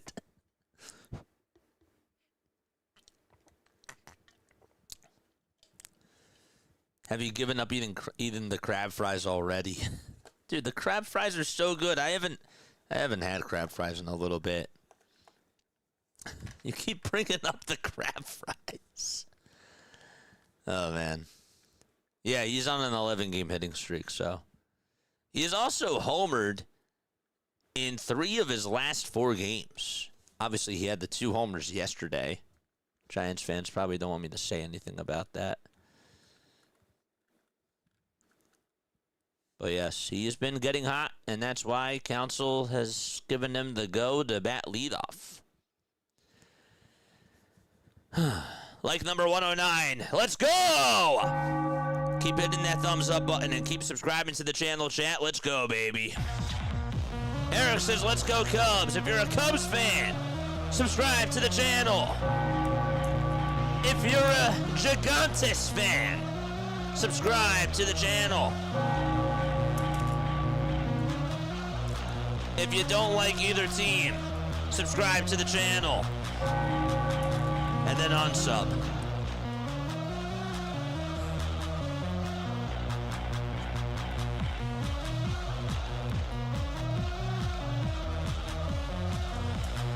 Let's go, baby. Is Taillon still pitching? Taillon got hurt. He left in the 2nd inning, my friend. So unfortunately, you lost your bet and you were incorrect. JT Brubaker is pitching. No balls, 1 strike. Bottom of the 6th. And the pitch to Bregman. That is popped up and hit out over towards left center field. On the run is Gilbert. And he makes the catch. And there's out number 1. Actually went a little bit further than I thought. He was taken out with a hamstring issue. Yeah. He got hurt.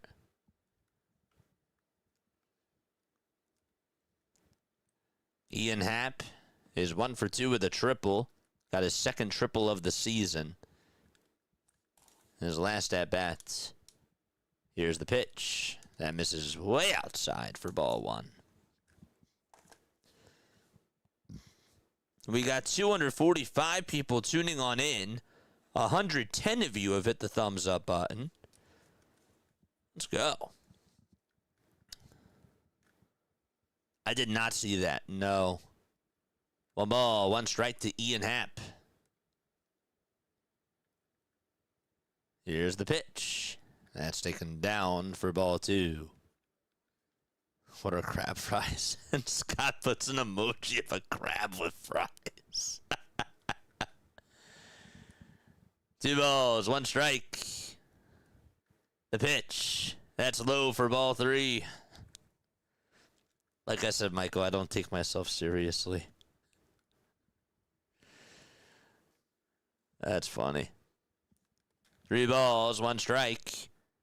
Brubaker comes set and fires. And this is going to be flied out over towards left field. It'll stay in the ballpark, though. And the catch is made just shy of the warning track for out number 2. Good play there by Schmitz.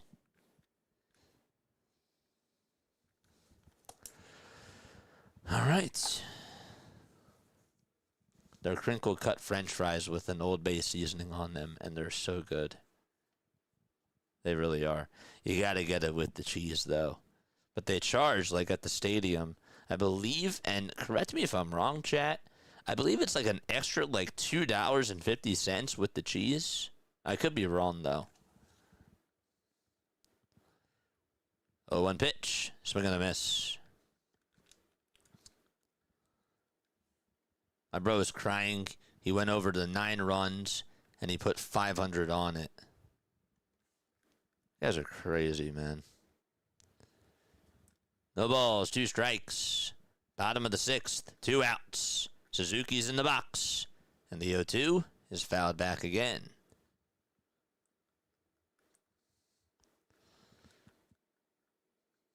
The only people who don't like Krabby Patties have never tasted one.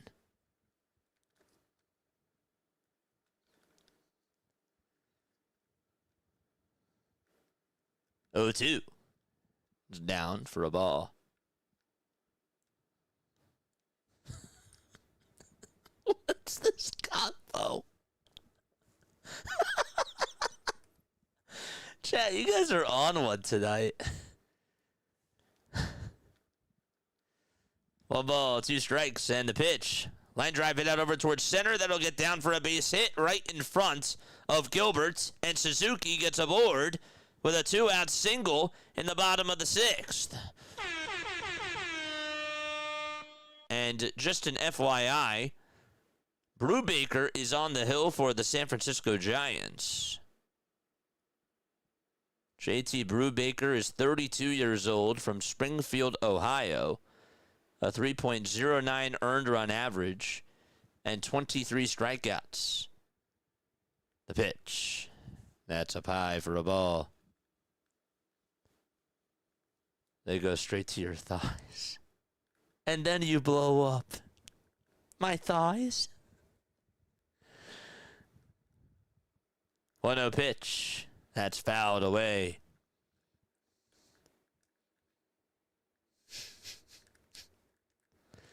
That was my first SpongeBob episode that I remember watching.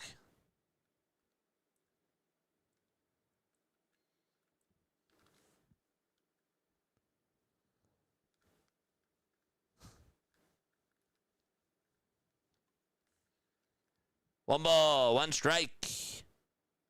This is Nico Horner who's up, and the 1-1 pitch. That's a fly ball hit out over towards deep left center field. On the track is Gilbert, and he makes the catch in front of the ivy for out number 3.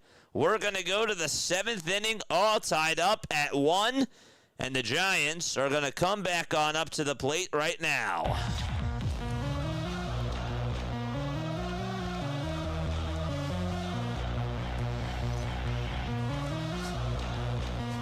Guys are so funny.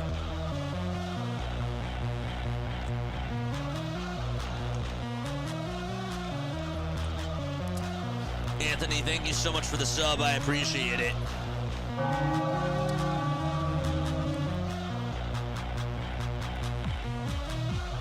Really? That's so funny. Breakfast for dinner is awesome. I love breakfast for dinner.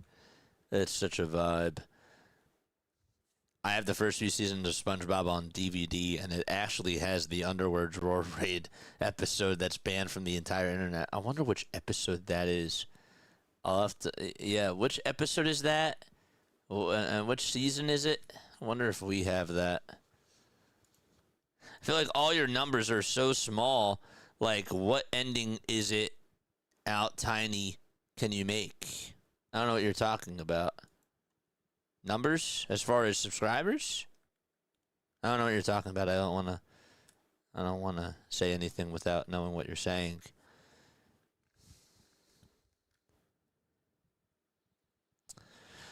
Oh boy, but in case you're just tuning on in, my name is Jason Joseph, and this of course is Play-by-Play with JJ. You talking about the numbers up here on the scoreboard? The breakdown, the inning breakdown? I don't know what you're talking about. But just clarify. Just zoom in. Oh yeah, on those top numbers, all you gotta do, chat, and again, like I'm just explaining this to you. If you can't see something, zoom in on your phone. So like, if you want to see like what the score is, unfortunately, I can't make that scoreboard bigger. People have told me that they like the 3D better and they like having at least a breakdown up here. So obviously, I'm not going to win with this with everybody because everybody has their own opinion. But just zoom in. Now I'm zooming in. So don't, yeah. But you just take your fingers and you just spread them out. But obviously hold the phone or else you'll drop it.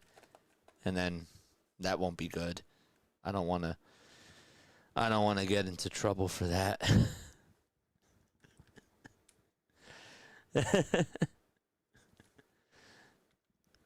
One out, top of the 7th. They just came back, and Suzak is up. Gosh. Suzak got hit by a pitch. He's 0 for 1. I apologize. On the first pitch, Chapman grounded out to the pitcher. No balls, 1 strike. The pitch, that's grounded over towards the third base side. And that is a foul ball. Timestamp probably somewhere there is.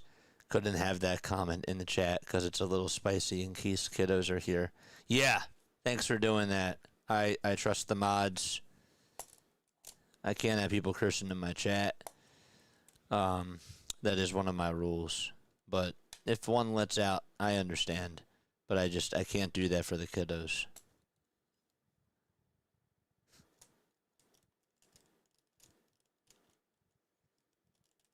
All right, first of all, out of time, you could be a little bit nicer, my friend. I mean, come on, man. You know, we're on here. We're having a good time. We're talking about baseball right here. You don't have to be cursing at me, my guy. We can settle this like adults. No balls, 2 strikes. The 0-2 pitch, and that is down for a ball. Whew. Don't overlook his wife, Karen. 1 ball, 2 strikes. Top of the 7th. And the 1-2 pitch. And that's outside for ball 2. Ban that crumb. I like that crumb. Damn. 2 balls, 2 strikes. Top of the 7th and 1 away. The 2-2 pitch. And that is down and outside for ball 3. The Cardinals have just optioned Victor Scott to AAA. I mean, is that really a surprise? I guess not. But they finally did it. 3-2 pitch. That's popped up out over towards center field. And Pete Crow Armstrong gets under it. And he will make the catch. And there is out number 2.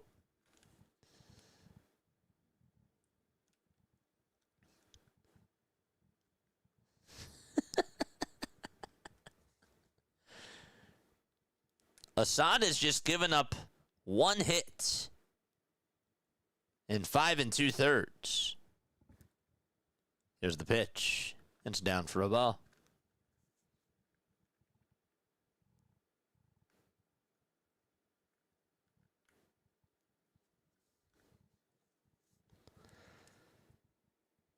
Here's the 1-0 on the way. It's a line drive hit out over towards center field. That's going to be caught, and the inning is over. We're going to go to the bottom of the 7th. It's a 1-1 ball game. And so the Cubs are going to come back on up to the plate right now. Okay, well, we go to the bottom of the 7th. All right, so I'm going to ask you a baseball trivia question, and if you get it right, you will hear this. If, however, you get it wrong, you will hear this. MLB trivia. What shall we do today? Does anybody know who has the most perfect games of all time? Who has the most perfect games of all time?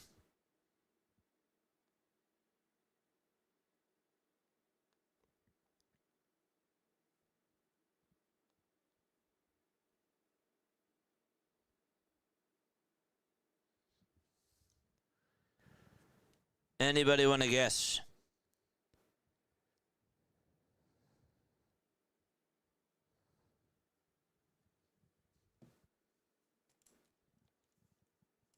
Koufax.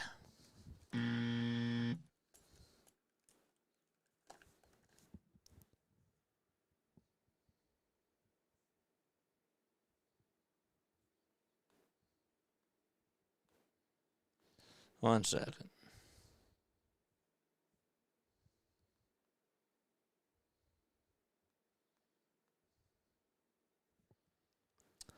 Steve Carlton. Nope.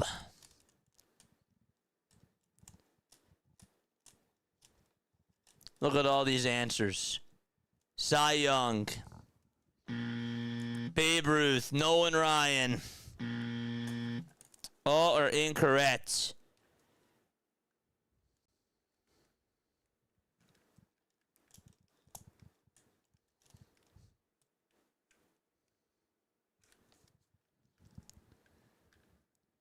Of course, I got you.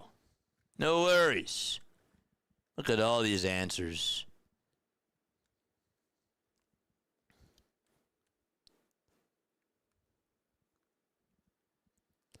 Bottom of the 7th.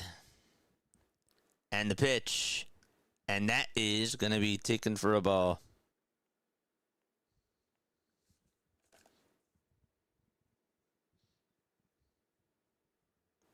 You.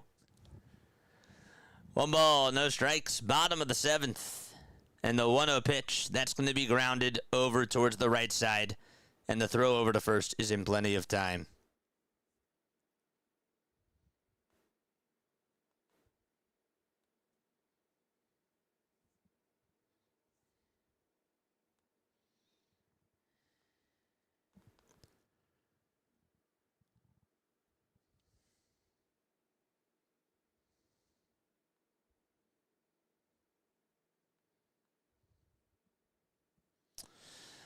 Okay.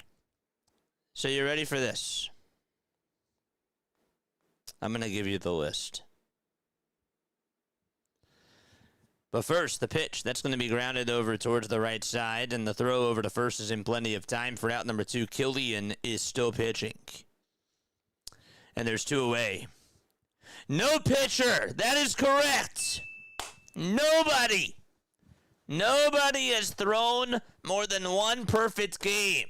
That is correct. It was a trick question. There have been 24 in MLB history, and there has never been more than 1 perfect game thrown by a pitcher. Don Larson obviously threw 1 in the World Series.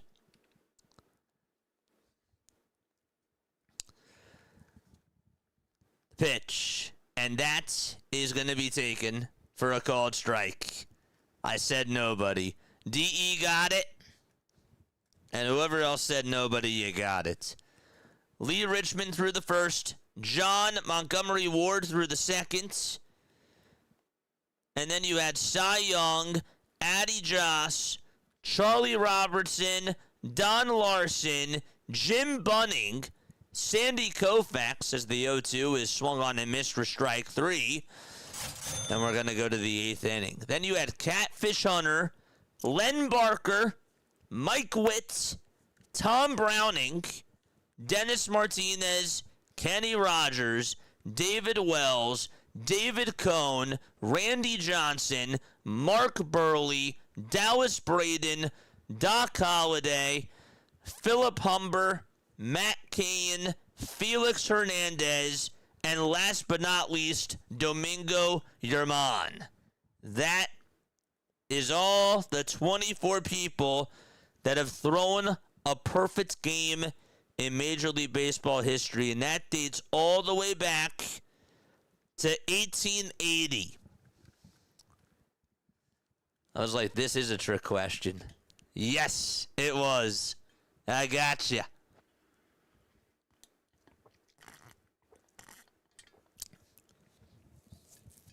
Everybody talks about a perfect game, but I was really curious to see if anybody knew if there were how many or who had the most. They're all tied. I threw 3 perfect games in 12 under, dude. That's so cool. I threw 3 perfect games in a season in 12. You guys are funny. Oh man. I know the answer. Nobody. Am I correct? Yes, you are, Anthony. Folks, if you are new to my channel, hit the thumbs up button and subscribe to the channel as well. That's so funny. 10,622 of you have hit the subscribe button. Make sure that you guys also hit the thumbs up button as well. How's everybody doing tonight?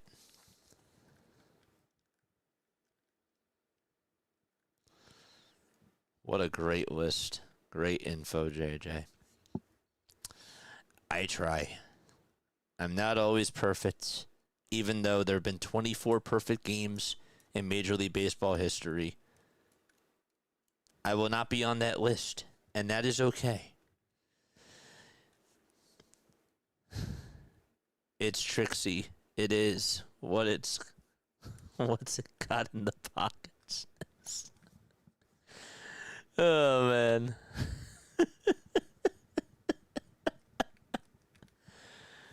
All right, here we go. First pitch to Schmidt. That's going to be taken for a ball. And the 1-0 pitch. And that is in there for a strike. I was smirking a little bit. I was like, I can't wait. I can't wait. Anthony, thank you so much, my friend. I really appreciate it. Here's the pitch. And that is outside for ball 2. Just in this game so far, 1 run scored by each team, 3 hits by San Fran, and 5 by Chicago. The 2-1 pitch, and there's a called strike 2.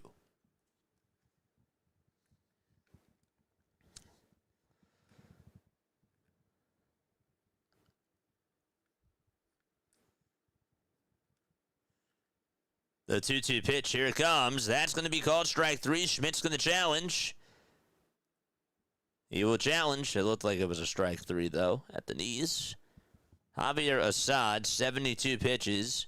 Remember, he came on in to relieve Jameson Taillon. And that is going to be confirmed as a strike 3 called. And Javier Assad gets himself another K. That is now 5 strikeouts in 6 1/3 of an inning. And Craig Counsell's going to go out there. The Giants have 1 ABS challenge left. The Cubs have 2. And we have a pitch and change.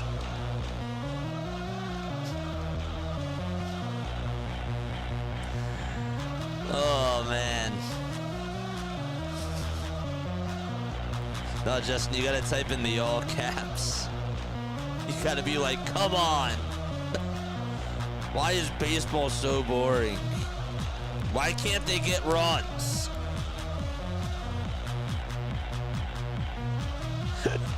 What's going on with batting averages now these days?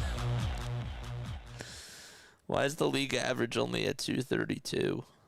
Or something along those lines. It's like, it's so down, man. I read this before. I read that the Dodgers lead the league in batting average, but it's like, I'll put it up again. I'll make sure that I have this correct. But their batting average is 262. Like, that leads the league in all of baseball. Their team batting average is 262. The Braves the Braves are tied for second. They're tied for second with the Giants. The Giants and the Braves have the second highest batting average in all of baseball. The Giants have the second highest? They must leave so many guys on base. Now, to be fair, it might be a little bit skewed because they also did have a lot of, like, double-figure games recently because they did win 19-6 to the Colorado Rockies. They also did win 12-9 against the Brewers, and they put up 18 runs against the Cubs. So there might be a little bit of an outlier there. Plus, they also put up 10 runs against the White Sox, one time that they got the win against them. But gosh, bring back the steroids. That is where we are, though. That's the team high batting average. Top of the 8th, 1 away. And a changeup thrown by Webb. Please bring Webb in. This is Webb pitching now for the Chicago Cubs, not Logan Webb. Don't be confused by him. The pitch. And that is outside for a ball. It is 1 ball and 1 strike. Jacob Webb is pitching. He's 32 years old. The 1-1 pitch and a foul ball hit back towards the screen. A 2.28 earned run average and 33 strikeouts for Jacob Webb. Just so far on the season. On the road this year, he has a 4.5 ERA, and at home, it's at a .57. Now, the trainer is going to go check up on Rafael Devers because saying that he felt something, and so I tell him, all right, just go back on over to the dugouts. 1 ball, 2 strikes. When he fouled off that pitch, he felt a little bit uncomfortable. He says, I'm okay.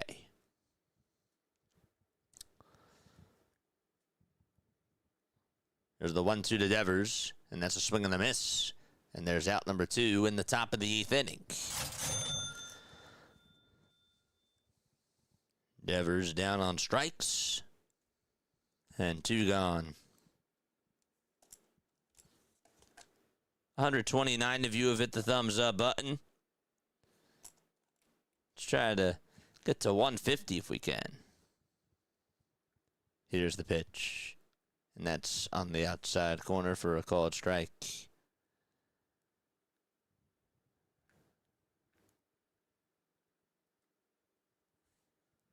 There's the 0-1 on the way. Swung on and missed.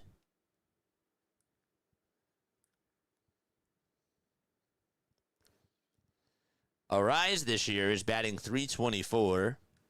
He has 2 homers and 25 RBIs. When you think about it, the Giants actually have a couple of guys batting over 300. 0-2 pitch. That's going to be flying out over towards left center field. On the run is Pete Crow Armstrong, and they'll make the catch, and the inning is over. Time to go to the bottom of the 8th inning, as we're knotted up at 1 apiece. Cubs and Giants are still tied.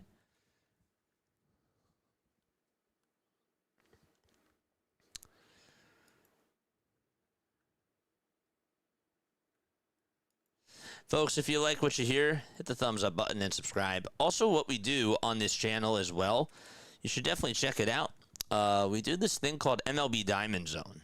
Diamond Zone is basically like NFL Red Zone, where, you know, you see 7 or 6 different games going on at once, and if there's any sort of action going on, for all the big-time moments, a potential grand slam, a no-hitter, we are there for every single one of the high moments of every single game. When we did our fundraising stream right before we got to 10,000 subscribers, we did a cool 48-hour stream, and for every run that was scored, we did 10 jumping jacks. Or sorry, for every run that was scored, we did 5 jumping jacks. For every home run that was hit over those 2 days, we did 10 squats. So there were 51 homers during those 2 days, and we were doing Diamond Zone during both of those days. It was unbelievable. So we did 510 squats. We did almost 1,000, how many jumping jacks? We did a lot of jumping jacks. And we also did leg kicks as well for every 50 runs. And we did a lot of exercise. I burned a lot of calories doing that. We were on stream for 48 hours. We raised $5,000 to the Familial Dysautonomia Foundation, and it was so cool. So, if you like what you hear on here, if you like what you hear on here, make sure that you subscribe on here as well. Yeah.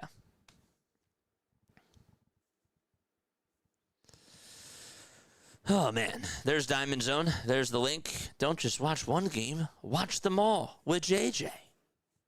It's cool. It's awesome. Is Bryce Eldridge going to get a single? I don't know. We'll see what the Magic 8 Ball has to say. Or the baseball gods. Apparently, Larry called me a baseball god one time. Scott, this is a really good game, man. But it also could be tied. You know, this game could also go to extras. Eric Miller is now going to pitch, and he will face Miguel Amaya. Amaya hitting .222 with 3 homers and 10 RBIs in 37 games so far. The pitch. And that's inside for ball 1.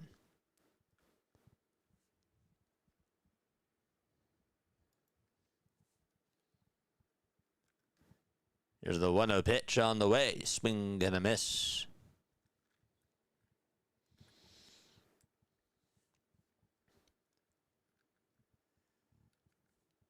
One ball, 1 strike. The pitch, here it comes. And that is down for ball 2. Chat is flying. Is this your own 3D model? No. 2 balls, 1 strike. This is on, if you have MLB.TV, you're able to get this. They show a 3D simulation of the game, which is so cool.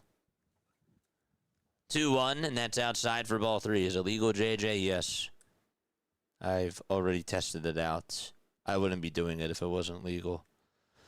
3-1 pitch, and that misses down and inside for ball 4. And so there's a leadoff walk to start off the bottom of the 8th inning. A runner over at first base, and Amaya gets on.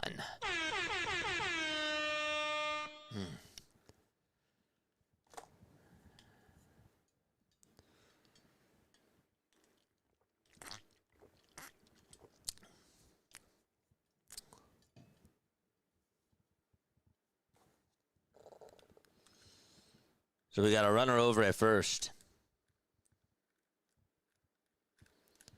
Michael Busch is now up to bat. Busch today is 0 for 3. He struck out twice. He's looking to try to get on here. The pitch, that'll be in there for a called strike at 96 miles per hour. No balls, 1 strike. Bottom of the 8th inning. A runner over at first. That is Kevin Alcantara. Comes on in the pinch run for Amaya. 0-1 pitch. That'll be in there for a called strike. It's now 0-2.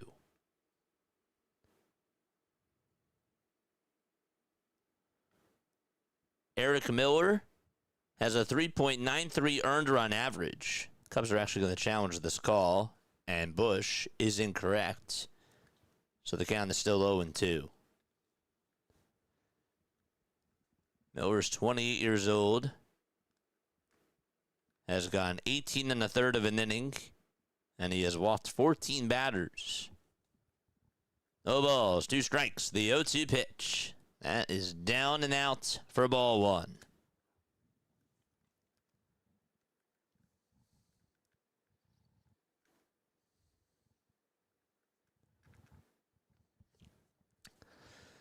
The toss back over to first, and the throw is not in time.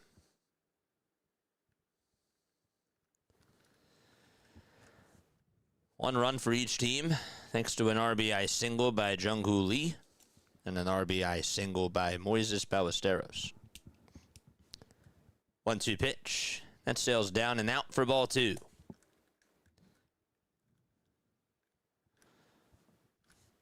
Alcantara has wheels. Gotta watch out for him. Very sharp on the bases.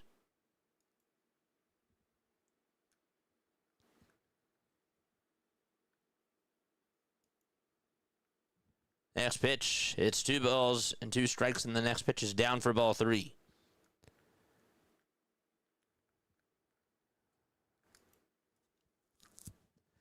Alcantara's just 23 years old. He's over at first. He's a pinch runner for Amaya. Toss back over to first, and it is not in time. Devers is still playing, by the way. I say that because Devers fouled off a pitch. Didn't hit his body, but there was some sort of discomfort that he felt. And the trainer had to go out there in the top of the 8th inning, and he said, I'm okay. 3-2 pitch, runner goes, and this is going to be grounded over towards the right side. Miller has to get to it quickly. The throw's going to go over Devers' head. The second baseman throws it over to third, and Alcantara is safe over at third base. First and foremost, Miller got to that ball, and he barehanded it, and it was going to be really tough because obviously Alcantara was running, and the toss over to first was high. Good thing that the second baseman was there to back up Devers, because if as that ball goes over his head, that gets on by Rafael Devers. And a good throw was made over to third, but I believe that Alcantara is safe. We'll see if the Giants challenge. I think he might be out. He was called safe over at third. They're looking at this from all angles. The Giants do challenge. Was he blocking third base?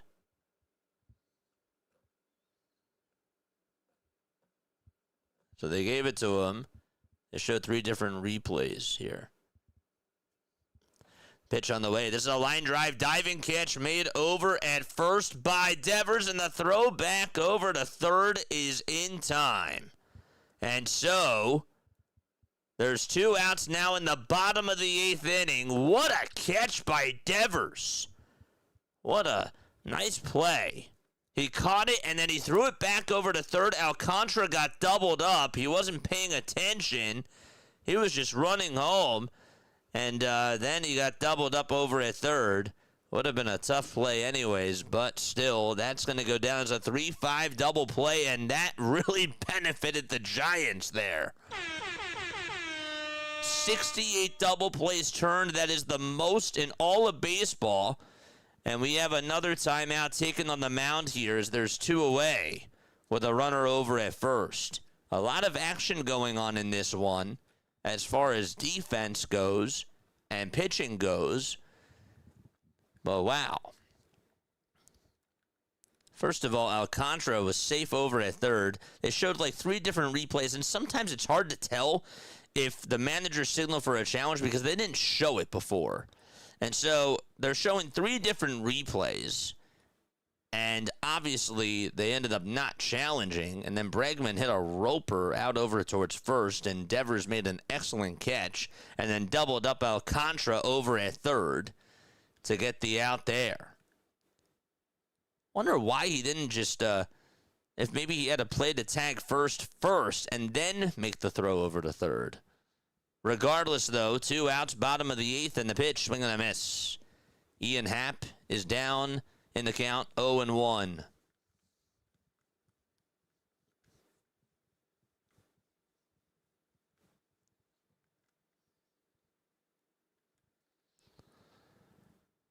Here it comes, swing and a miss.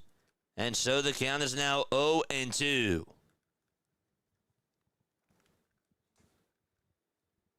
A lot of opportunities squandered by each team in this game. It's been a game of mistakes. 0-2. That's a pie for a ball. And again, that wasn't really Alcantara's fault. It was hit really sharply, and he just got doubled up over at third. Just didn't work out there. The 1-2 pitch to Ian Happ. Swung on and missed. Miller's all fired up. We are going to the top of the 9th inning. Still tied at 1 in Chicago. It's been a fast game so far, chat.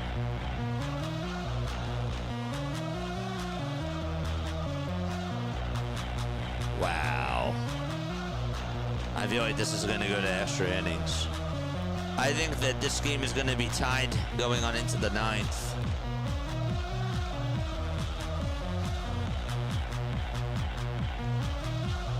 Still tied at 1.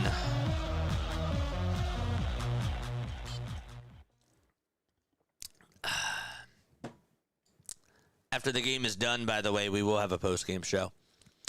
We'll also do a post-game show from earlier's game the Phillies played. I didn't have time to do a post-game show for that.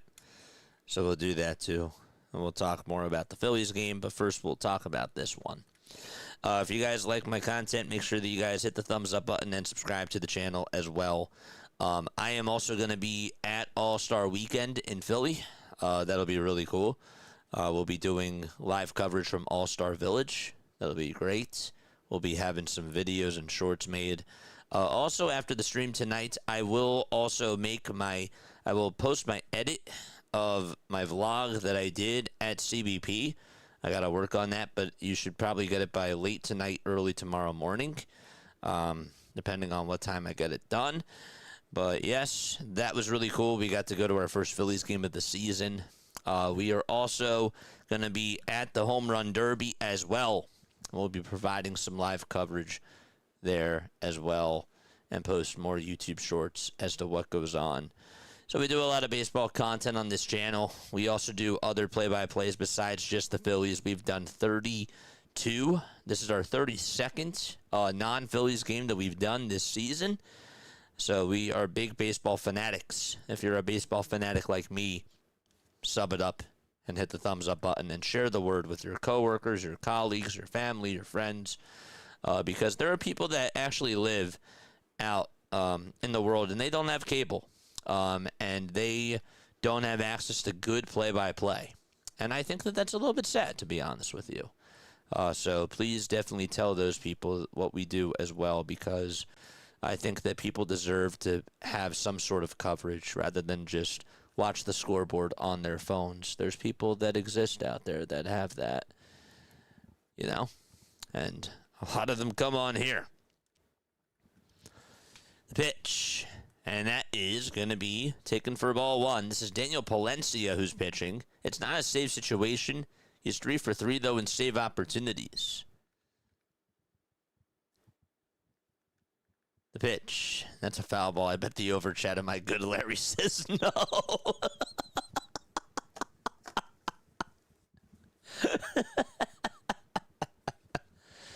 It says no. 1 ball, 1 strike. The pitch. And that's up high for ball 2. Oh, man. We're in the top of the 9th. I mean, he's being honest. Unless something crazy happens. Here's the 2-1 pitch. Swing and a miss. And the count is now 2-2. It's been kind of cool to see sports media have its pirate radio moments with these types of play-by-play calls, isn't it? It's really cool, man. What's up, Caleb? Shout out to you, man. 2 balls, 2 strikes. The 2-2 pitch. And Adames fouls it back towards the screen.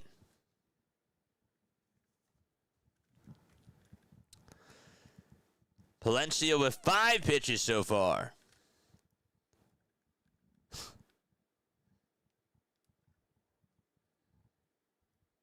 Two balls, 2 strikes. Palencia gets set, kicks, fires, and Adames will fly this one foul over towards the left side. It'll get on out of play. It was a high launch angle, but obviously not deep enough, and it would have been foul anyways.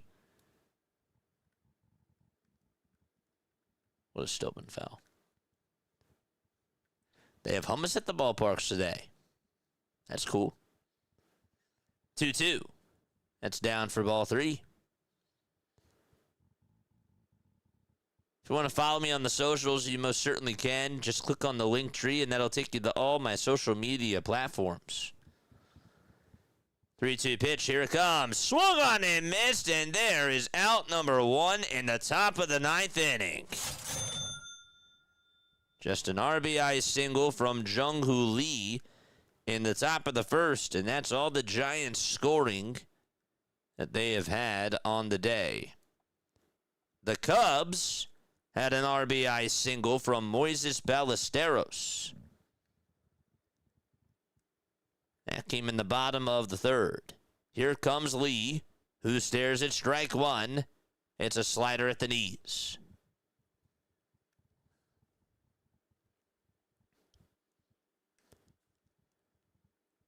The 0-1 pitch to Lee. Outside and high for a ball. I'm one of those who just watch what I get with my smart TV. That's it. I'm not getting anything else. I hear you loud and clear. Things are not cheap, I'll tell you that. 1-1 pitch. That's a foul ball. And with the baseball packages, it's like you have to get Apple TV. You got to get Peacock, Amazon. I don't think they have Roku anymore. They had to deal with Roku. Oh, yeah, they still do. I forgot. Yeah, they still do. Do they? No, because the earlier games used to be like 11 o'clock on Roku. 1-2, and that's taking up high for ball 2. I just don't think the Phillies have any Roku games this year, but I still think that they have a package. 2-2 pitch, and Lee's going to fly one out over towards straightaway center, but Pete Crow Armstrong drifts back and makes the grab for the second out of the inning. I like Lee. He's one of my favorite players. We got 243 people watching. 133 of you have hit the thumbs up button. Let's go. All right. 2 outs, top of the 9th. Bryce Eldridge is going to come on up to the plate for San Francisco. Pitch number 1, strike 1. Catches the outside edge.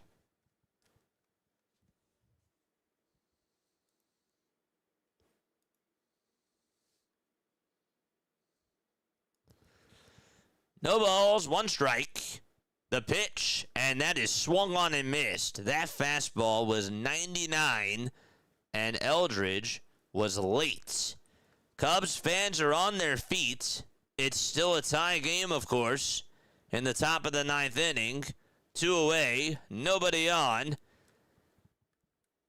0-2 to Eldridge. Palencia gets set, kicks, fires, and this is popped up out over towards medium depth left field.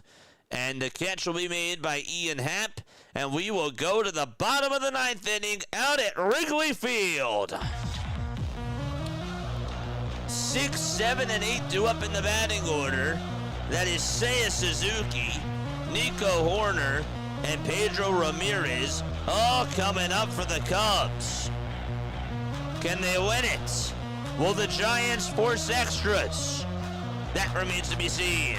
Drop the fires in the chat if you love baseball.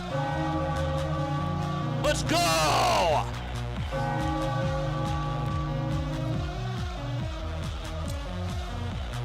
Sev Star, what's going on, my friend? Sev Star of heaven. Oh, man. Good stuff. Great, great stuff. Yeah. Where is it? Eldridge is scary, man. He's gonna be good.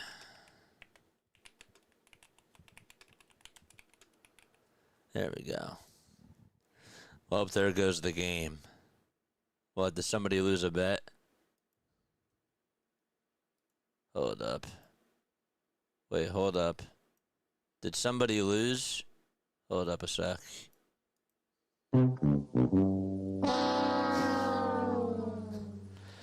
I keep forgetting that I have to download that, but I just pulled it up over on YouTube. Oh, man. Sorry about that. I just had to troll. All right, we're going to go to the top, or the bottom of the 9th inning, all knotted up at 1. You see my previous comment? I did not. Sorry, I was looking for something funny. I thought that was funny. But your comment might have been funny. What did you say? What did you say, Caleb? I feel bad. Caleb. Oh, wait, I did see your comments. I saw your comment about play-by-play. That I saw. Keaton Wynn is going to pitch for the Giants.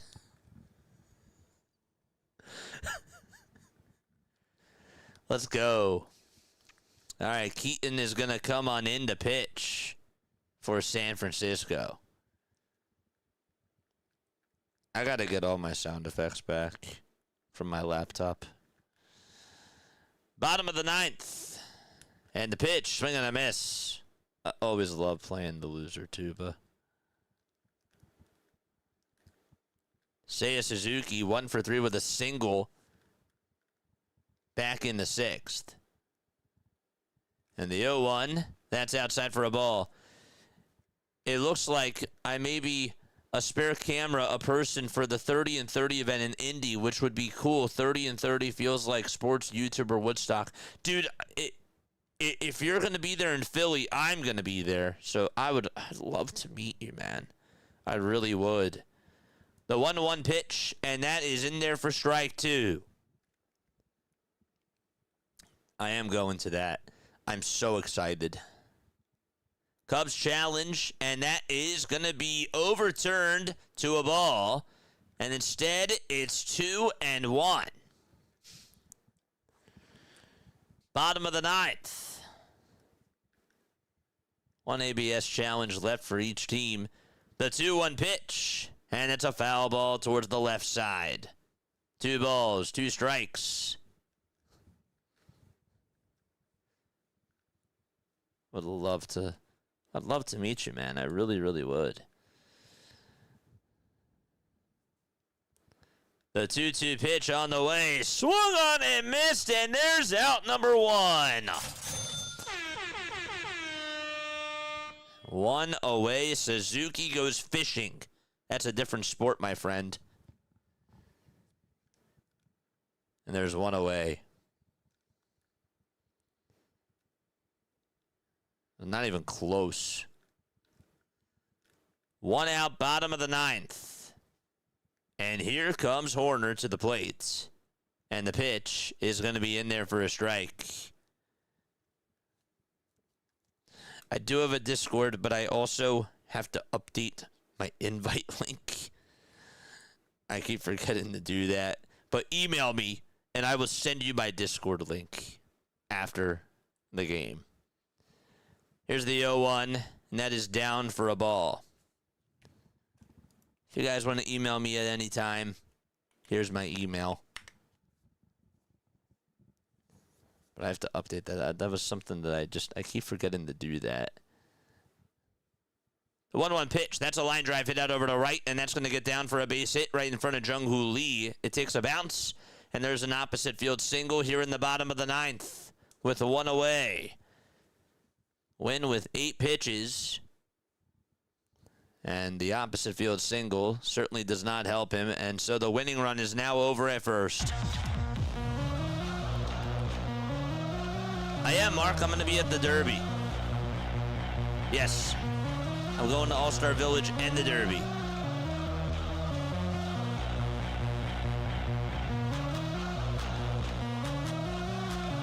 Here we go. First pitch to Ramirez. Grounded foul towards the right side. Yanked it right down that first base line, but it was barely foul. Your Discord made me think of you blocking Nova. I still laugh way too hard about that. I was like, I gotta protect you. I was like, dang. Don't come in firing shots at my mods. 0-1 pitch, and that's outside for a ball. But then again, like, to be fair, he was like, hello to everybody except for Haley. And I'm like, bro, don't be disrespectful in my chat, not knowing who he was, you know? 1 ball, 1 strike, but we still laugh about it. It's the best thing. Like, what a way to introduce yourself and then become a friend. You don't forget that. Pedro Ramirez 0 for 2 with a walk in the 4th.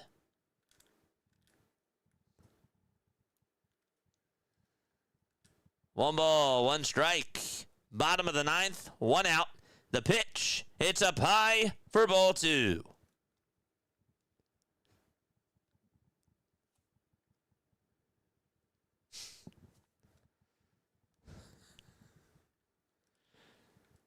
Two balls, 1 strike, bottom of the 9th. Winning run over at first. And here's the pitch, and that's low for ball 3. That time we went to the splitter.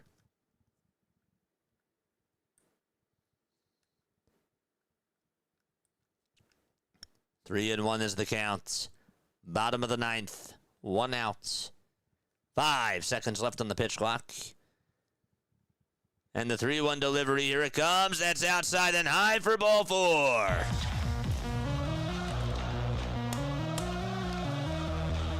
Cubs fans standing up right now.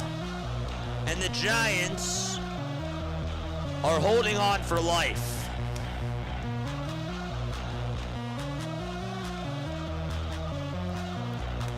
Oh, great, I got your DM. Thanks. Appreciate you. And guess who's coming up next? Pete Crow Armstrong.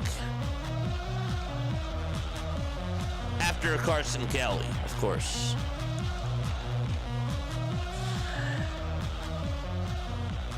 One out here in the bottom of the ninth. PCA is on deck. Carson Kelly is up. He's 1 for 3. He singled in the third and scored a run as well. Wynn trying to get out of the traffic jam. 2 runners on, 1 away, bottom of the ninth. Kelly is in the box. The pitch. This is popped up towards the right side. It's caught by Wynn, and that's out number 2. And now Pete Crow Armstrong is coming on up. He just gave away that at-bat. He got jammed on a pitch, and Wynn did an excellent job of sprinting towards that ball right over by the first base line.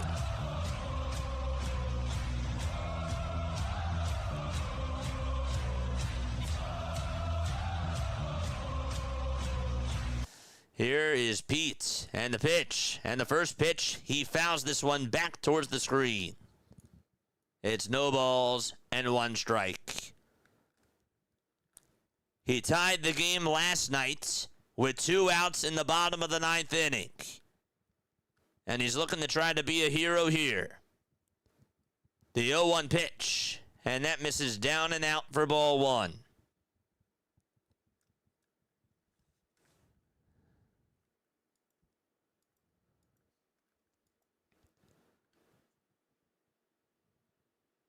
One ball, 1 strike. And here's the pitch, and that's fouled back again. And it's now 1-2. Pete flied out to center, singled, struck out twice. 1 ball, 2 strikes. Ramirez at first, Horner at second. Big pitch coming on up right here. The 1-2 delivery. It's up high and outside for ball 2.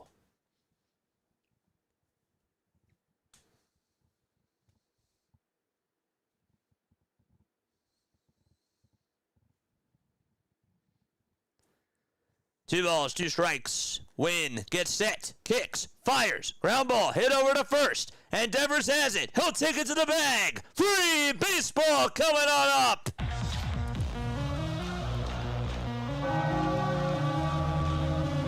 Another man left on base in scoring position. And we go to the 10th. Still tied at 1.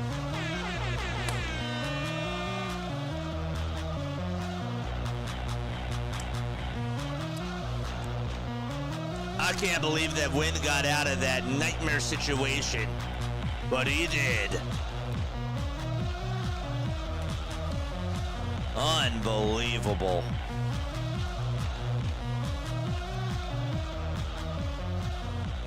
It'll be Matt Chapman, and then you got Daniel Suzak and Drew Gilbert coming on up for San Fran. What a shocker. I called that it was going to go to extras too. Folks, if you are just tuning on in for the first time, my name is Jason Joseph, and this is Play-by-Play with JJ. Let's go. Nice. Let me post it right here. Where is it? Where are we?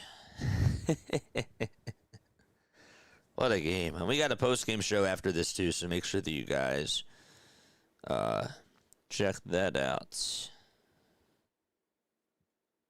Where are we? There we are.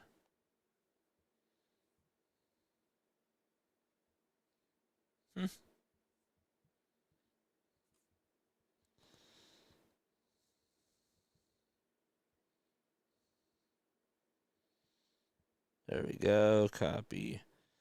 All right, Caleb. I'm DMing you back. There you go. This is my server. Nice. I got $25 on the Giants to win 57, says Otis Hamilton. I wish you the best of luck. Let's go. Okay, here we go to the top of the 10th. Tied at 1. Trent Thornton is going to pitch for Chicago. Assad's not going to get the win today, by the way. Jameson Taillon pitched once upon a time and got taken out during the second inning because he injured his hamstring. Really took himself out of the game. It was like, yep, that's it. And Matt Chapman is up.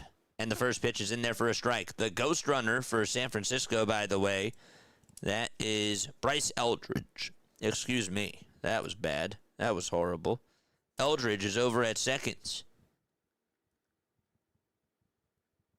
Pitch. That's going to be grounded up the middle for a base hit. And just like that, the Giants are going to take the lead in the 10th. A 2-1 ball game. And San Fran's on top.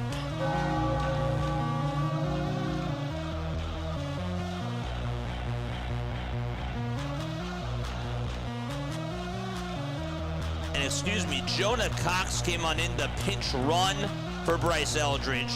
So he ended up scoring. They didn't announce that. But I just saw it.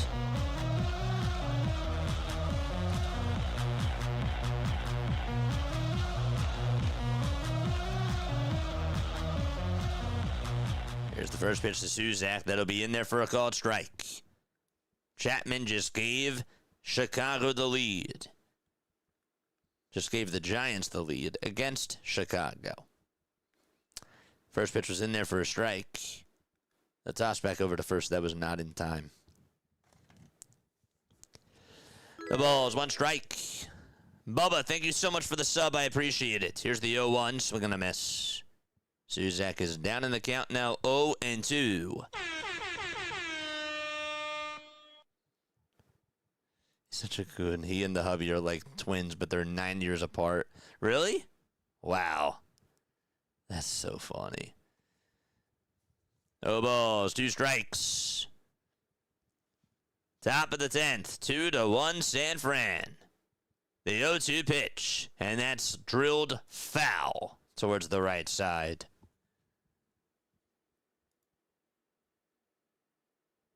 Jonah Cox just scored his 4th run of the season. 0-2 is the count to Suzak. And the next pitch is down and away for a ball. Trent Thornton is on the bump for the Chicago Cubs. Thornton has a 1.8 earned run average. He's now 32 years old. He was with the Blue Jays and then the Mariners.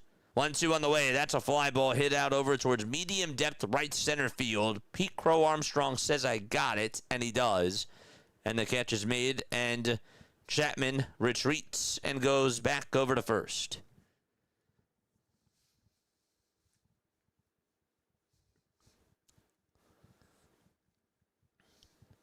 Let's go. 2-1, top of the 10th. Giants could definitely use another run here. The pitch. That's in the dirt for a ball. Cubs obviously want to keep it a one-run game. Now, actually, JJ, Why would they? Sometimes I say the dumbest things. 1 ball, no strikes. The toss back over to first. And the throw is not in time.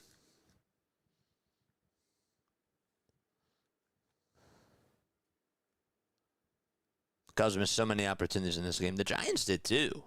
Both teams have. Oh, wow. 1-0 pitch.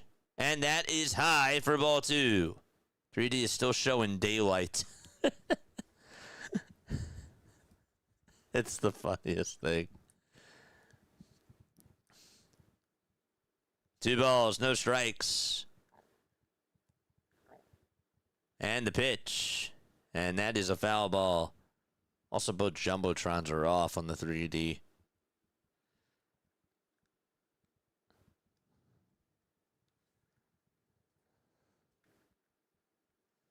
I do remember some 15-plus inning games. Oh, I got a story for you, Quan. I've got a story for you. 2 balls, 1 strike. The pitch. And that is outside for ball 3. Wait, I remembered you. Last time I saw you, you was doing play-by-play on RB's Sixers channel. Absolutely I was. That's my guy. That's Philly Take with RB. He's my dude. Love RB. Shout out to him. We do Phillies baseball. We do a lot of baseball on this channel. We also do a thing called Diamond Zone, which is really cool, where we get to call like 6 different baseball games at once.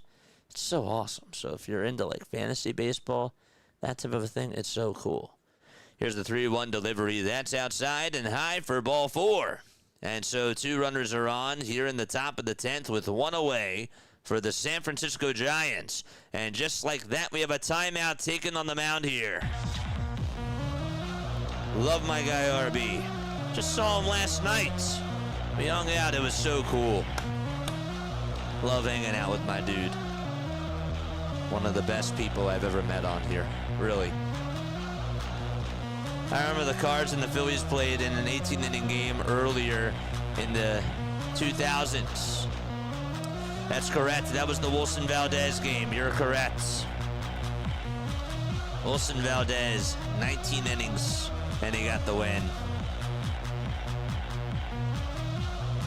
Bucko, what's going on, Buck? Oh, it's Buck. What's going on, Buck? How you doing? Sorry about that. What's up, Buck? Buck. Oh, man, I botched it. I'm so sorry, Buck. How you doing, my friend? It's so good to see you on here, though. Here's a fist pump to you, my guy. Let's go. All right, 1 out, top of the 10th. 2 runners on. The pitch, and that's a foul ball. Dank, thank you so much, man. My friend Jake thinks you're cute as well. Thanks. No balls, 1 strike. I'm taking though tonight. I'm doing a game. The 0-1, and that is a foul ball towards the left side. Just kidding. Totally just kidding.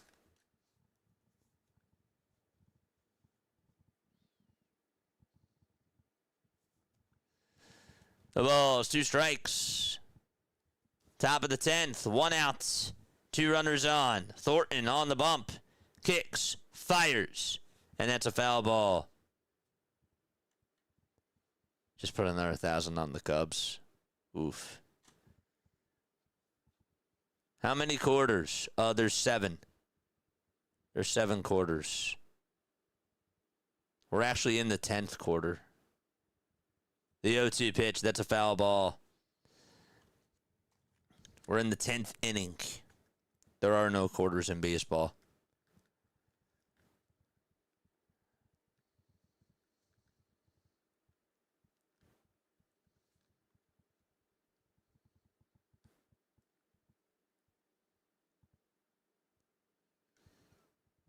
No balls, 2 strikes. Here's the 0-2. Line drive played on the hop. The tag to second. There's 1. The throw to first, and that's a 4-3 double play. We will go to the bottom of the 10th inning. And leading it off, it'll be Moises Ballesteros. 2, 3, and 4 due up. as the Cubs look for some redemption here out at Wrigley Field. We'll see what happens. Oh, dang. I love you, buddy. But I'd appreciate it if you didn't type in all caps every single time, my friend.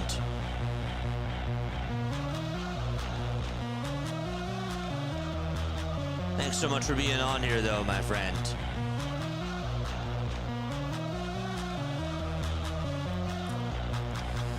All right. We got a lot of people tuning on in. Did we get to 200 likes yet? I don't think that we've ever gotten 200 likes on a stream that was not a Phillies game. We got 307 people tuning on in. This is incredible, by the way. My name is Jason Joseph. This is Play by Play with JJ. Hit that thumbs up button and subscribe to the channel as well. We got 151 likes, 49 more until we get to 200, baby. Oh, man. Thanks, my friend. I appreciate you. Can the Cubs come back? Can they come back? I don't know. Ballesteros is going to lead it off, and then it'll be Bush and Bregman that are due up next. If you guys have a lot of bets going on Thursday, I will tell you that we're going to be on for Diamond Zone that day.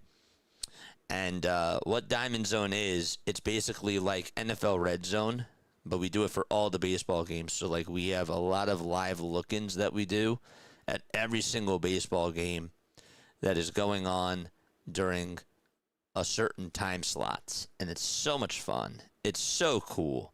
And you should definitely check that out as well.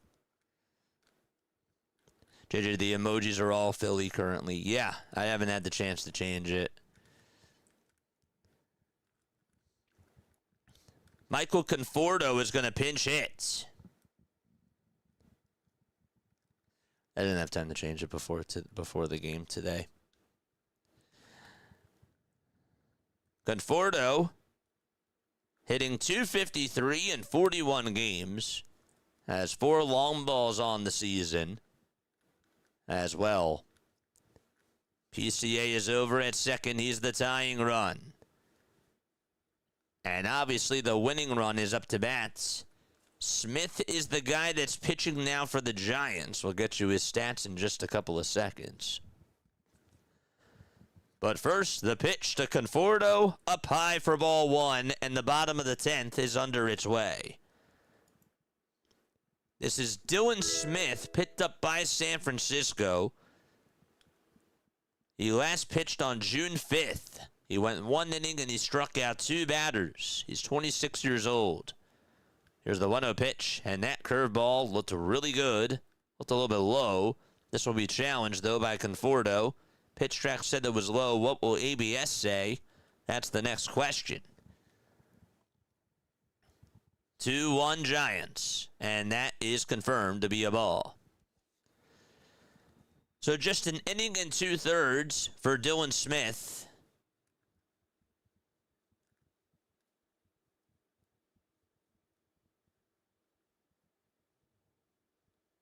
Two balls, no strikes. 1 ABS challenge left for each team. And the 2-0, and that's going to be drilled foul towards the right side. The Giants today have used, here's all the bullpen arms that they have used today.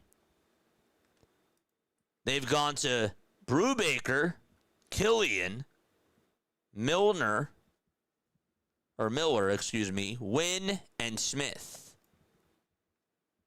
I was thinking of Hobie Milner, but I forgot. Eric Miller. Next pitch, that's going to be taken.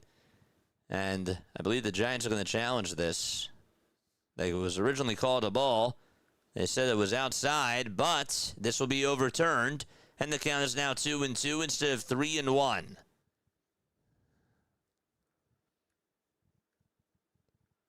Former Giant Conforto, former Mets, former Dodger. But yeah. Always destroyed the Phillies. 2 balls, 2 strikes. Chef Blue, thank you so much for the sub. I really appreciate it.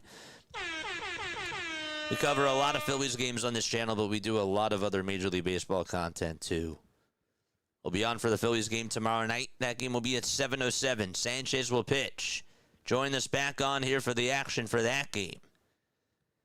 We got a postgame show after this as well. The 2-2 pitch on the way. Check swing. Did he go? They say... What do they say? Did they say yes? They say yes, he did. And Conforto's down on strikes, and there's one away. There we go. Good stuff. One out here in the bottom of the 10th inning. Conforto is down on strikes, and up next it's Michael Busch, who's going to come on up to the plate. The Giants have Cox out in center. Gilbert is in left. Here's the throw over to third, and Pete Crow Armstrong dives in there safely. And the tying run is now 90 feet away. The pitch was low, and PCA is now 90 feet away from scoring. Wow. Got his hand in there. And kept his right hand, of course, on the bag, too. 1 ball, no strikes. Aggressive base running by Pete Crow Armstrong. I figured he was going to go, and he did on the very first pitch. And now the Giants' infield is over on the grass. The 1-0 on the way. That's a called strike. It's a sweeper at 85 miles per hour. Busch was like, can I challenge it? And he says no. It's 1 ball, 1 strike. In the bottom of the 10th with 1 out. Still have 1 challenge left, but I think he tapped his helmet too late. That's what the home plate umpire was saying. 1-1 pitch. That's smacked foul towards the left side.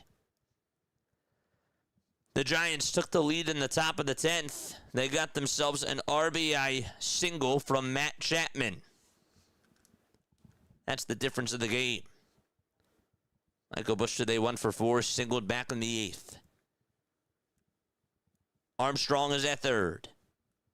1 ball, 2 strikes. The 1-2 pitch, and there's a fly ball. This one's hit out over towards shallow center field, and that's going to be caught. And PCA is going to stay right where he is over at third.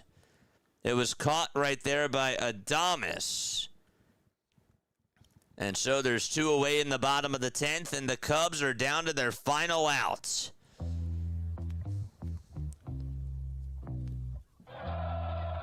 It's Alex Bregman who's up to bat.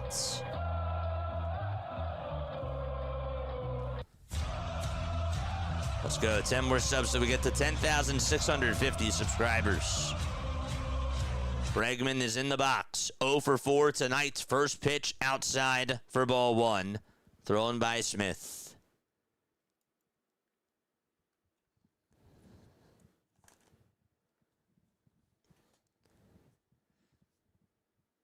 I forgot the story, by the way. Sorry about that. 1-0 pitch. This will be popped up and skied towards the left side of the infield. Adames is there. He'll make the catch, and the ball game is over. The Giants take the series against the Chicago Cubs out at Wrigley Field and win tonight on Sunday Night Baseball by a final score of 2-1. Ring the bell. The Giants win.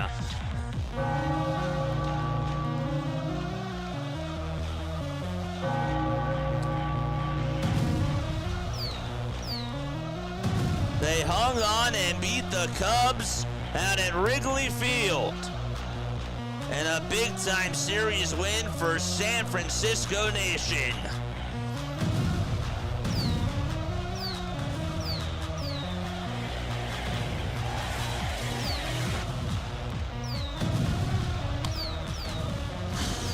What a ball game.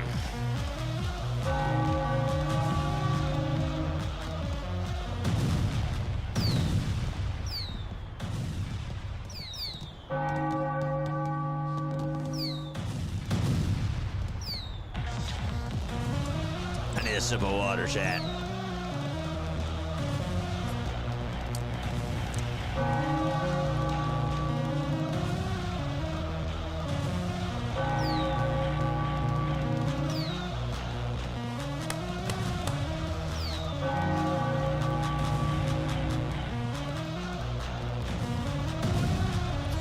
big time win, man.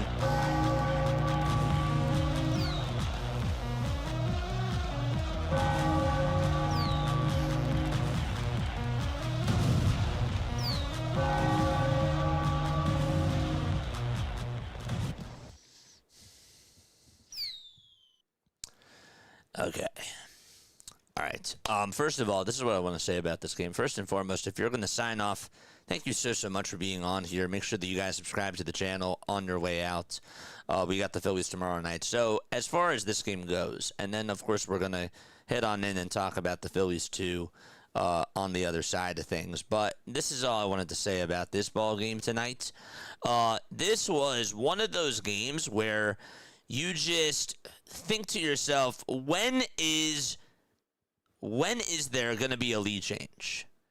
There were so many opportunities for each team to get the lead change. I mean, the Giants had bases loaded, the Cubs had bases loaded. There were just so many runners left on base in this game. I don't even have the totals in front of me right now, but I know that there was a lot of runners left on base.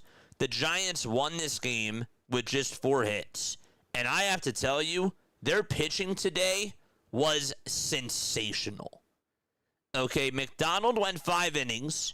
He allowed just 1 earned run. He struck out 6 batters. And this bullpen only gave up 3 hits. They were really, really good. Now, I will say that with how things went for the Chicago Cubs, this pitching staff also deserves the credit that they deserve too, because Taillon only lasted 1 inning. Some of you are probably thinking to yourself, well, maybe it was probably a good thing that he lasted an inning, and obviously you don't want to say it as a bad thing because you don't want anybody to get hurt. But Taillon has not been good this year. He's been giving up a lot of home runs. We complain about Aaron Nola and the amount of homers that guy gives up as a Philadelphia Phillies pitcher. Taillon might be worse, really. He might be just as bad as Aaron Nola, if not worse, because he gives up a plethora of long balls every single game. But regardless, Assad pitched well. The Giants' bullpen pitched very well. They got themselves out of jams. And the difference really became just the lack of execution in the bottom of the 10th inning for the Chicago Cubs. Pete did steal third, but Conforto struck out, and they just had some bad at-bats in that bottom of the 10th inning. The offense just went silent for Chicago. They've been silent pretty much over these last couple of games, and they have just not played good baseball.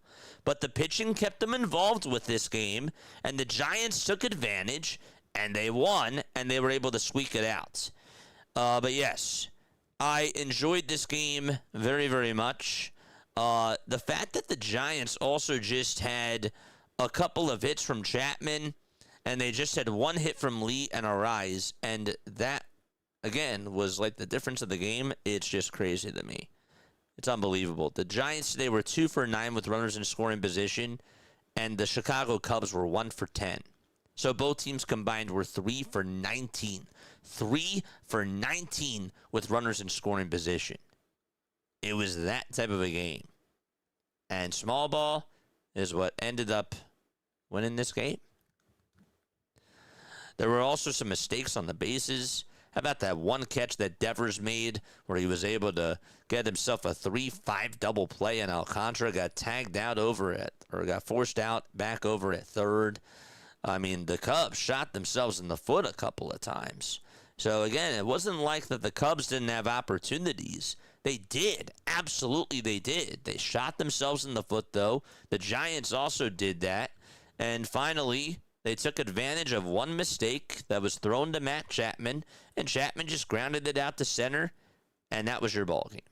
So, but yeah, I don't know. I don't know really what else there is to say. Wynn gets the win. Keaton Wynn gets the W. Trent Thornton gets the loss, and Smith ends up getting his first save. Credit, though, to this Giants bullpen for just being able to hang on in there and outduel the Cubs bullpen. And also, again, I give credit to the Cubs pitching staff because Assad pitched very well, and he kept you in the game. But again, sometimes you just have those games in baseball where you squeak things out. We saw a Phillies game earlier today that was just back and forth for so long. I mean, we had a lot of ties, we had a lot of lead changes, and it was like, who the heck is going to win this game? And then you see games like this, which is really a typical Phillies game that we've seen plenty of times, Phillies fans, where you just see so many opportunities squandered, and you see both teams just not taking advantage of opportunities and making some horrible, horrendous mistakes. And those types of games, I tend to think that they're fun too. But as an outsider looking on in, but that's just what makes the baseball world go round. So, PCA today went 1 for 5. If you had him in fantasy, he did get himself a hit, so his hitting streak is alive. And he has now extended it to 11 games in a row. Jung-Hoo Lee has also extended his hitting streak as well. Eldridge, his hitting streak is over, but his on-base streak is still active. So it stops at 9 games for Eldridge. 9 or 10 off the top of my head. I believe it was 10. 1, 2, 3, 4, 5, 6, 7, 8, 9. 9. Okay. Should have went with my first instinct. But yeah, good stuff. Very, very good. So, all right. So that's the game. The Giants, their next opponent that they will face is, let's look at the schedule ahead. The Giants will be facing the Washington Nationals. That game will be tomorrow. They have to fly out. What the heck? They have to fly back over to San Francisco after this type of a game, and they play the Nationals tomorrow night at 6:45. Dude, this was a late game. What the heck? That is unbelievable. No excuses, but still, that is crazy. The Nationals, they play against the Giants tomorrow out in San Fran at 9:45. Then on Tuesday, same time, same place, Logan Webb is pitching on Monday against Miles Mikolas. Then you got Adrian Hauser pitching against Alvarez on Tuesday. And to wrap up the series, Robbie Ray will be facing Foster Griffin, on Wednesday at 3:45 p.m. Eastern Time. As far as things go for the Chicago Cubs, the Cubs are going to be playing against the Colorado Rockies on Tuesday. They get an off day tomorrow, and they have to fly to Colorado. So they have the off day tomorrow. The Giants don't have an off day tomorrow. That's crazy. I just think that that's so bizarre. I really do. But regardless, they have an off day tomorrow, the Cubs, and they play against the Rockies out at Coors Field on Tuesday. Colin Ray is going to face Tamayuki Sagano. Then you got Shota Imanaga facing Michael Lorenzen on Wednesday. And on Thursday, to wrap up the series at 3:10 p.m. Eastern Time, it'll be Cabrera versus Feltner. So that should be a good series, too. I love you all very, very much. I will be right back. We'll do a Phillies postgame show as well, because there's a lot of things that I wanted to get off my chest from that Phillies game that was earlier today. So when we come back, we'll break more stuff down from that Phillies game earlier today, and we'll have more of a conversation about that. So give me 5 minutes, and I will see you in just a little bit. Okay, be right back.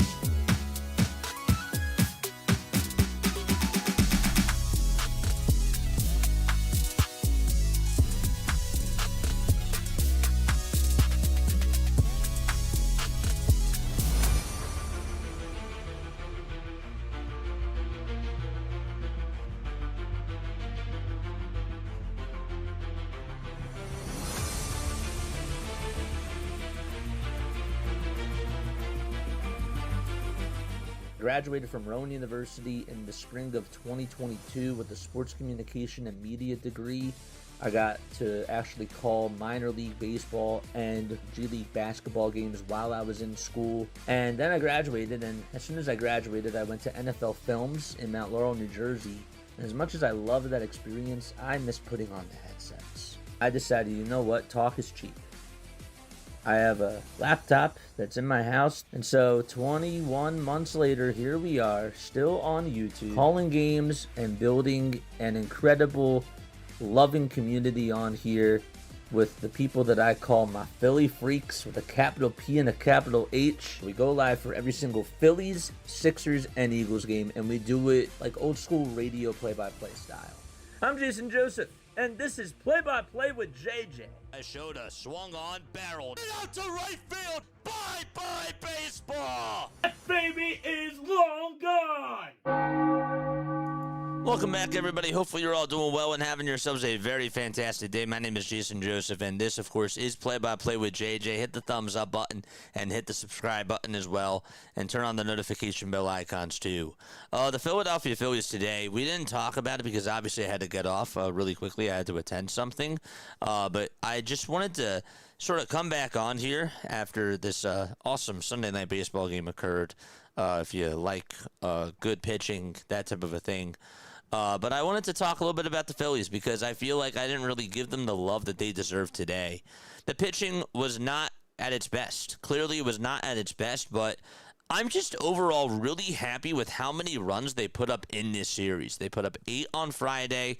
They did put up 3 yesterday. It was a little bit more of a snooze fest, but we said, okay, if they put up 3 on Saturday, they're going to have to go out there and they're going to have to do some damage at the plate, and they really did. This was a back-and-forth game. We haven't really seen anything like this in quite some time because either, A, the pitching just looks so dominant, and we haven't really seen a bad overall pitching performance from this Phillies team as much, but we sort of had that today, and the offense looked really, really good. The offense, a lot of times this season, has not lived up to fans' expectations, but today it was great. It was a very good offensive display, and that's sort of where I want to start things off here when we talk about this Phillies team. So today, the Phillies offensively did great. They had 4 of their top 5 hitters get at least 2 hits. Trey Turner went 2 for 5. Bryce Harper went 2 for 4. Marsh went 2 for 4. And Alec Bohm ended up going 2 for 3 as well.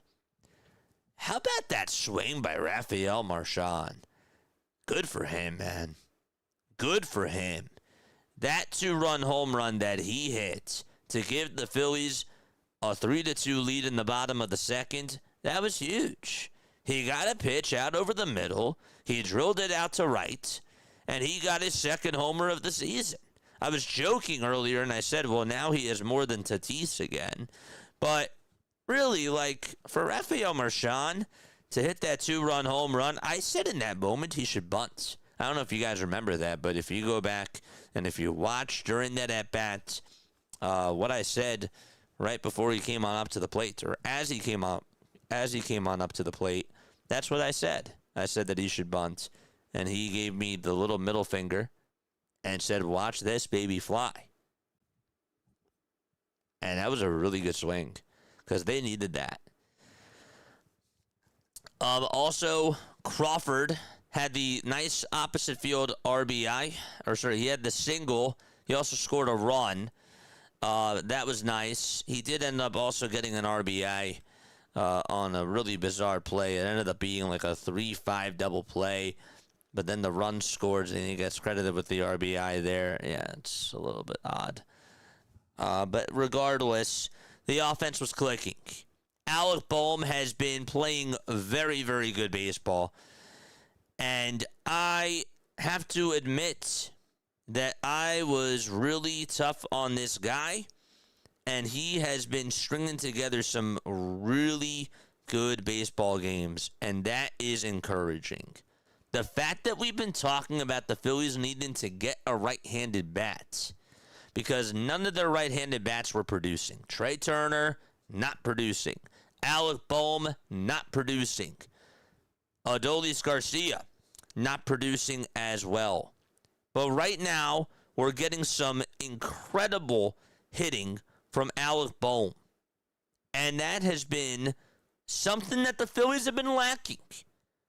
Coming on into the season, we thought that maybe, just maybe, Alec Bohm would be that guy that would just drive on in runs. I remember clearly saying that if this guy, it doesn't matter how many homers that this guy hits, if he's driving in runs, I'm fine with him batting in the cleanup spots.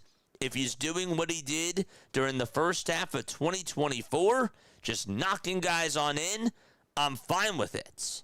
I'm totally okay with it. But this guy, ever since May 1st, is batting .284. His average now is up to .224. He was just hitting .164 before May 1st. He is definitely getting hot right now. According to John Clark, he's batting .346 over the last week with a homer and 6 RBIs. He hit .277 in the month of May. Insane. Really good. He's also, you saw his homer that he hit yesterday. Corey Naito said that was 108 miles per hour off the bat. And this is my favorite stat line. Alec Bohm, this is from Ryan M. Spader. Alec Bohm is slashing .309, .359, and .557 with 6 doubles, 6 homers, and more RBI than strikeouts over his last 26 games. Listen to that final stat again. He has more runs batted in than strikeouts. Wasn't really much of a strikeout guy before. That was never the issue. The issue was double plays, but still, 15 RBIs compared to 13 strikeouts. It's great. And the Phillies, by the way, in those games are 18-8. So Bohm, I think, is turning a corner. I really do. It's one thing if he's playing bad defense over at third.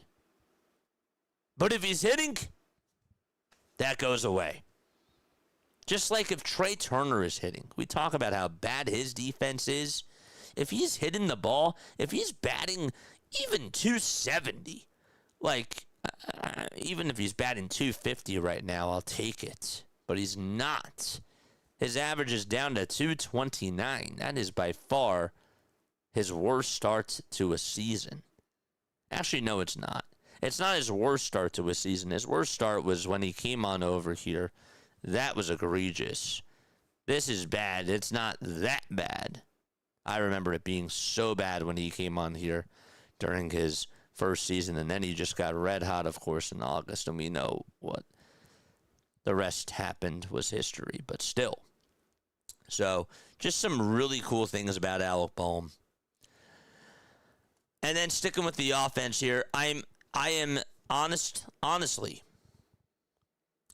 I am running out of words to describe how great Brandon Marsh has been. You know what I loved about today?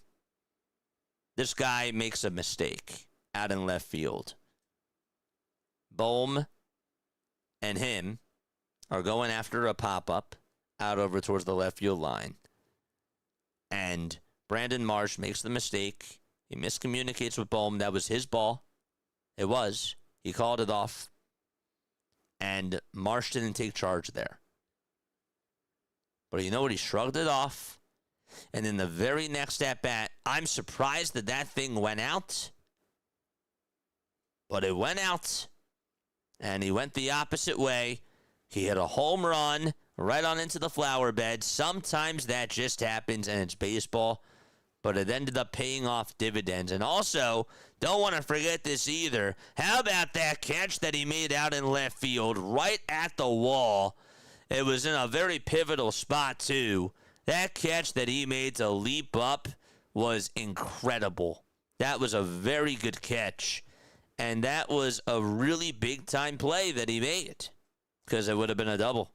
And I thought maybe it had a chance to go, but it sort of died at the wall. He got there, he jumped up, he caught it, slammed into that wall, and did great. So it doesn't even matter. Mistakes are going to happen, and that was a bad mistake that he made. But he has just been nothing less than sensational.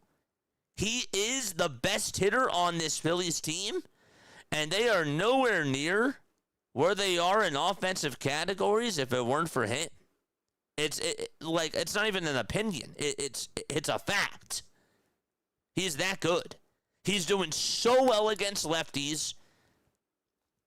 I don't know what else there is to say. He's homered now in 3 days in a row, and that's the thing that I sort of missed from this whole analysis on Brandon Marsh. He's never done that in his career. He homered in all 3 games of this series against the White Sox. All 3. Very encouraging, and just super thankful for how he's been doing, because think about it like this, chat. Okay, Trey Turner's not hitting the ball.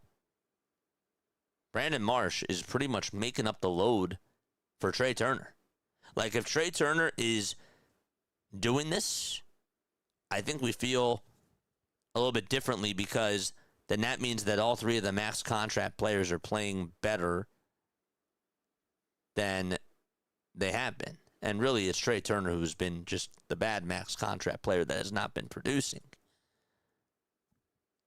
But yeah, incredible stuff from Brandon Marsh.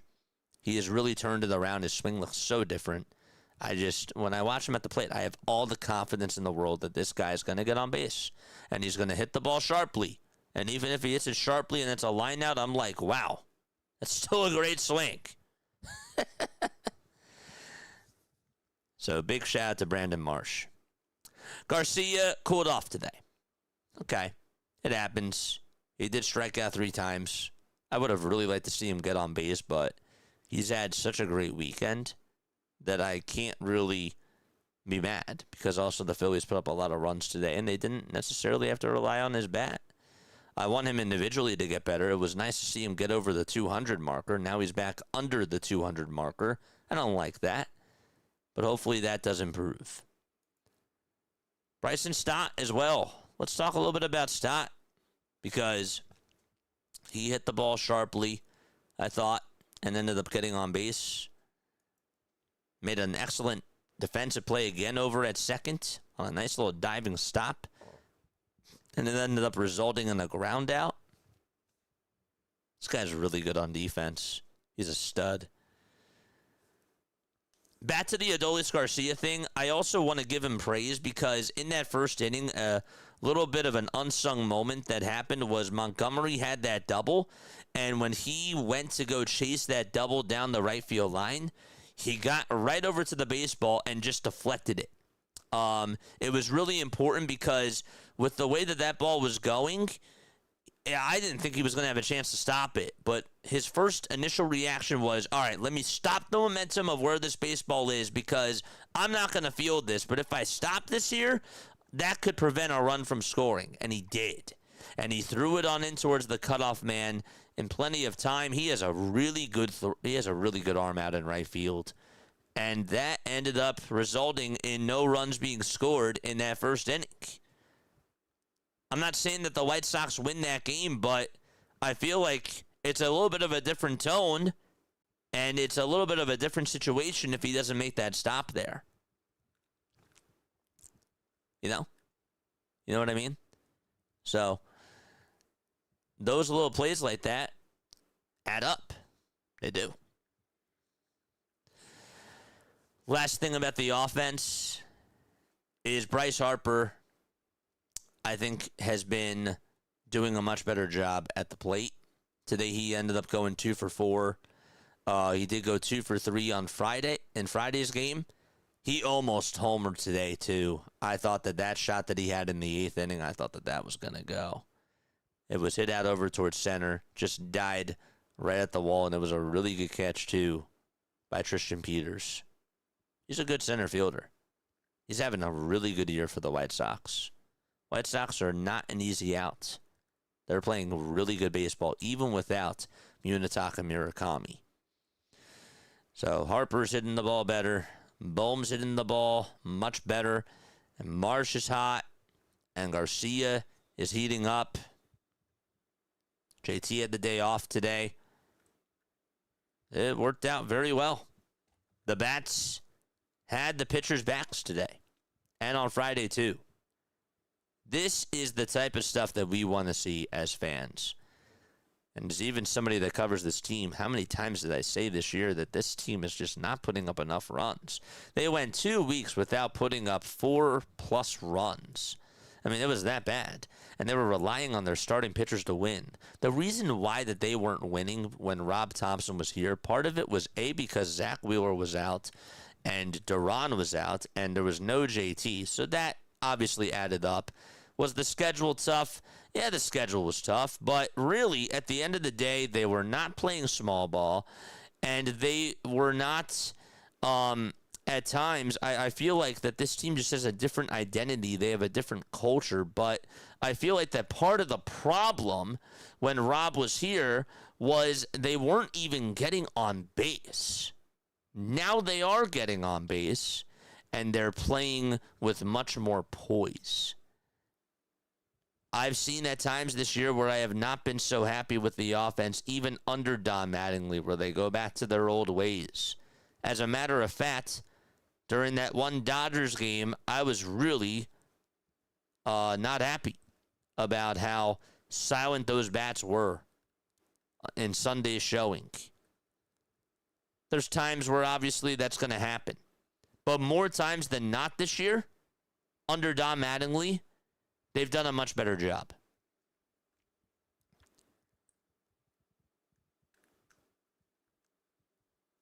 I still think that they could use another right-handed bat. But I also, again, just have to say that with the way that the starting pitching has gone, if they go after a guy like Skubal, and again, he's been rumored as a potential target. If he is available, I'd like to get both things. And I think that can happen. I think that there is a world where they can make both of those things happen. It's going to take up a lot. You're going to obviously have to get rid of Gage Wood. But you know what? I would take, even years ago when I said that, Andrew Painter should be traded, if they want to go after and get a star player, it's not on potential. It's you can't play the waiting game. You have to go out there and you have to be able to go all in, especially with a team like this that's aging right now. They got to go all in. That's the way that I look at it. I want to get to the pitching, though, because the offense was great. The pitching today was not so good. The pitching today was not so good at all. However, it was really, when you really think about it, there was just Nola that just was not good. But Meza did come on in. He had the 2-run single on the pinch hit to Randall Grichuk. I didn't like the pitch. I didn't like how he went over towards the outside corner. I thought that he should have went inside and low and went to a slider there. Didn't do it, though. And it ended up backfiring in that moment. And that was really the only 2 inherited runs that were allowed today. Alvarado pitched okay. Kerkering, I thought, did all right. And Jonathan Bolin did really well in 2 innings. Yes, they didn't have to go to Duran. They didn't have to go to Keller. And they didn't have to go to their higher leverage guys for the most part. But at the same time, I just was a little bit underwhelmed with the pitching as a whole today. And I thought that the bullpen, they ended up not allowing a run, even though the 2 inherited runs were allowed by Meza, and they were charged to Aaron Nola. I still didn't really feel like that this was a dominant bullpen game. Let me know if you agree or disagree with that. But yes, I think that we took a lot more stock into what the offense did today. I love the aggressive base running. I love what this team is doing on the bases. I know that Stott was out going on over to third base today, and people were like, what the heck is he doing? We also saw that the other day when Alec Bohm had that 2-run base hit, and he went on over to third base. And I understand that. I was saying that, yes, I understand that people are obviously going to be mad that he's out. But, you know, I look at it from a different perspective.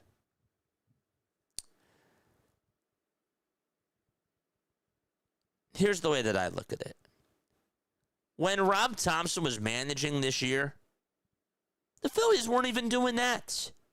The Phillies were not taking chances on the bases as much as they are doing right now. They're taking so many chances. I saw Alec Bohm steal second base today and just take it. What? Like, I almost thought about taking my glasses off and just, wiping my eyes. We're seeing more aggressiveness on the bases. And even in that situation, I thought, you know what? Okay, they have a 2-run lead here. I was okay with it. I was fine with the idea of him going on over to third. You might disagree with me, but I really like how they're taking more chances and they're trying different things rather than just being stale and just being not opportunistic. Does that make sense? Because I feel like a lot of times under Rob, that's what happens. I also just thought of something else. Okay. This is totally off the wall here.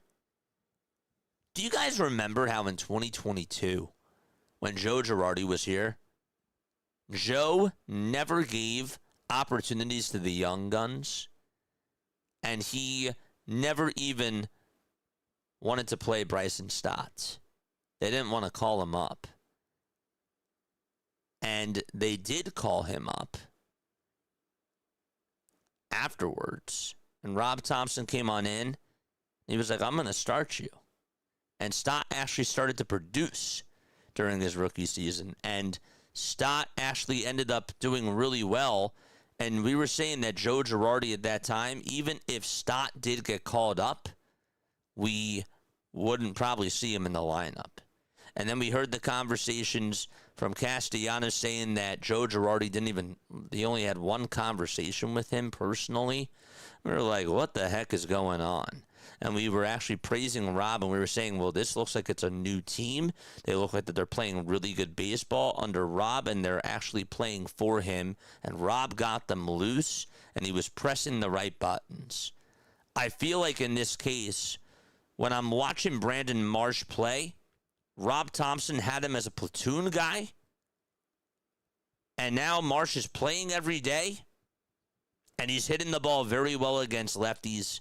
This does not happen under Rob Thompson. The aggressive base running does not happen under Topper. It's a different style of baseball, and I really feel like that, taking Rob away from the heat of what was going on, and also bringing in Don Mattingly, I feel like that both of those things were engine starters. That really kicked things into gear. And that was really what the Phillies needed. A kick. And so far, everything is working. The only thing really I've critiqued about Don Mattingly that I thought was egregious was when Edmundo Sosa came on in the pinch hit for Brandon Marsh in the 6th inning. People forget about that. That was during the 6th inning. Wasn't when it was in the 8th inning when he hit the 2-run home run to give them the lead. No, it was in the 6th inning with the bases loaded. That was my only time where I was really upset with Don Mattingly. Other than that, though, I think he's been doing a great job. Different team. And those are my thoughts. Really. I'm really happy with how the Phillies have been playing. Even after they lost 2 out of 3 to the Dodgers, they took care of business at home. They went 5-1. And now they got to play against a Blue Jays team that's hungry and a Blue Jays team that's been providing runs. And I think that this is going to be a interesting outing for Christopher Sanchez, and we'll see how the Phillies do out at the Rogers Center. Maybe Schwarber can get hot. I don't know. Let me know what your thoughts are, though, down below as I ramble on about this team. But just great baseball. They do have a number 4 and number 5 starter issue. That's obviously a glaring thing. We'll continue to monitor that. But this is all what goes on during the season. I just like what I'm seeing. They put up runs in every inning except for the 4th, the 7th, and the 8th today. They didn't just score runs all in one inning. Remember when that was going on? Where you would see this team just be so frigid at the plate, and then they would just get like all their runs out in one inning. We've seen bad baseball this year, chat. And we've seen great baseball. I just want you guys to get a full perspective of like what the Phillies experience has been, and to just sort of get that outside perspective of where they were and where they are right now. There's a lot of work to do. There's still a lot to be done. And this team is not perfect. There's no such thing as a perfect baseball team. But you can't deny it's a lot better than what it used to look like.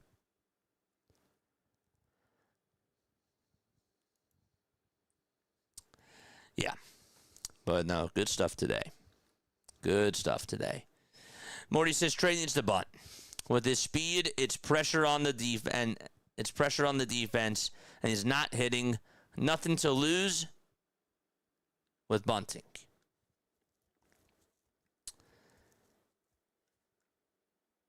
I understand where you're coming from, and I hear you.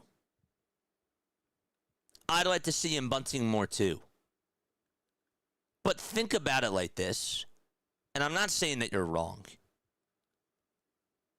A guy that's getting paid $300 million to play in this game of baseball is being told that he should be bunting more. Again, I'm not saying that you're wrong. But that's where we are with Trey Turner. This guy was supposed to bat 300 for you. And again, he still could get hot. But that's the low of where we're at now with Trey Turner. He should be bunting more. And part of me agrees. Part of me also says to myself, well, what's the situation? And I think that that will sort of give me a little bit more of a clearer perspective, because if Kyle Schwarber gets on base in the first inning, I don't want Trey Turner bunting then if he's batting 2, because A, Schwarber's slow, and they're also giving up an out there. But it all depends, right? It all depends on what the situation is. I think overall you're right that he should be bunting more, but situational awareness is sort of where I'm at with the whole thing. But even just the fact that we're having this conversation and we're telling this guy who gets paid that amount of money to bunt more, something's not right. Something's wrong. That's bad. The 2-out hitting, phenomenal. The opposite field hitting, fantastic. All those runs that they scored in the 7th inning today, that was a great display, chat. And the base running again, like Bohm stealing second base. See Kyle Schwarber aggressive on the bases. How about that run that Schwarber produced the other day on that medium depth fly ball? That guy was like, I don't care what the signs are right now. I am going to home plate. I'm going to dive in there. I'm going to get my right hand in there. And even if the throw's a little bit off the line, I am going to make that. And I'm going to get my team a big run there. And he did it. It worked out very well.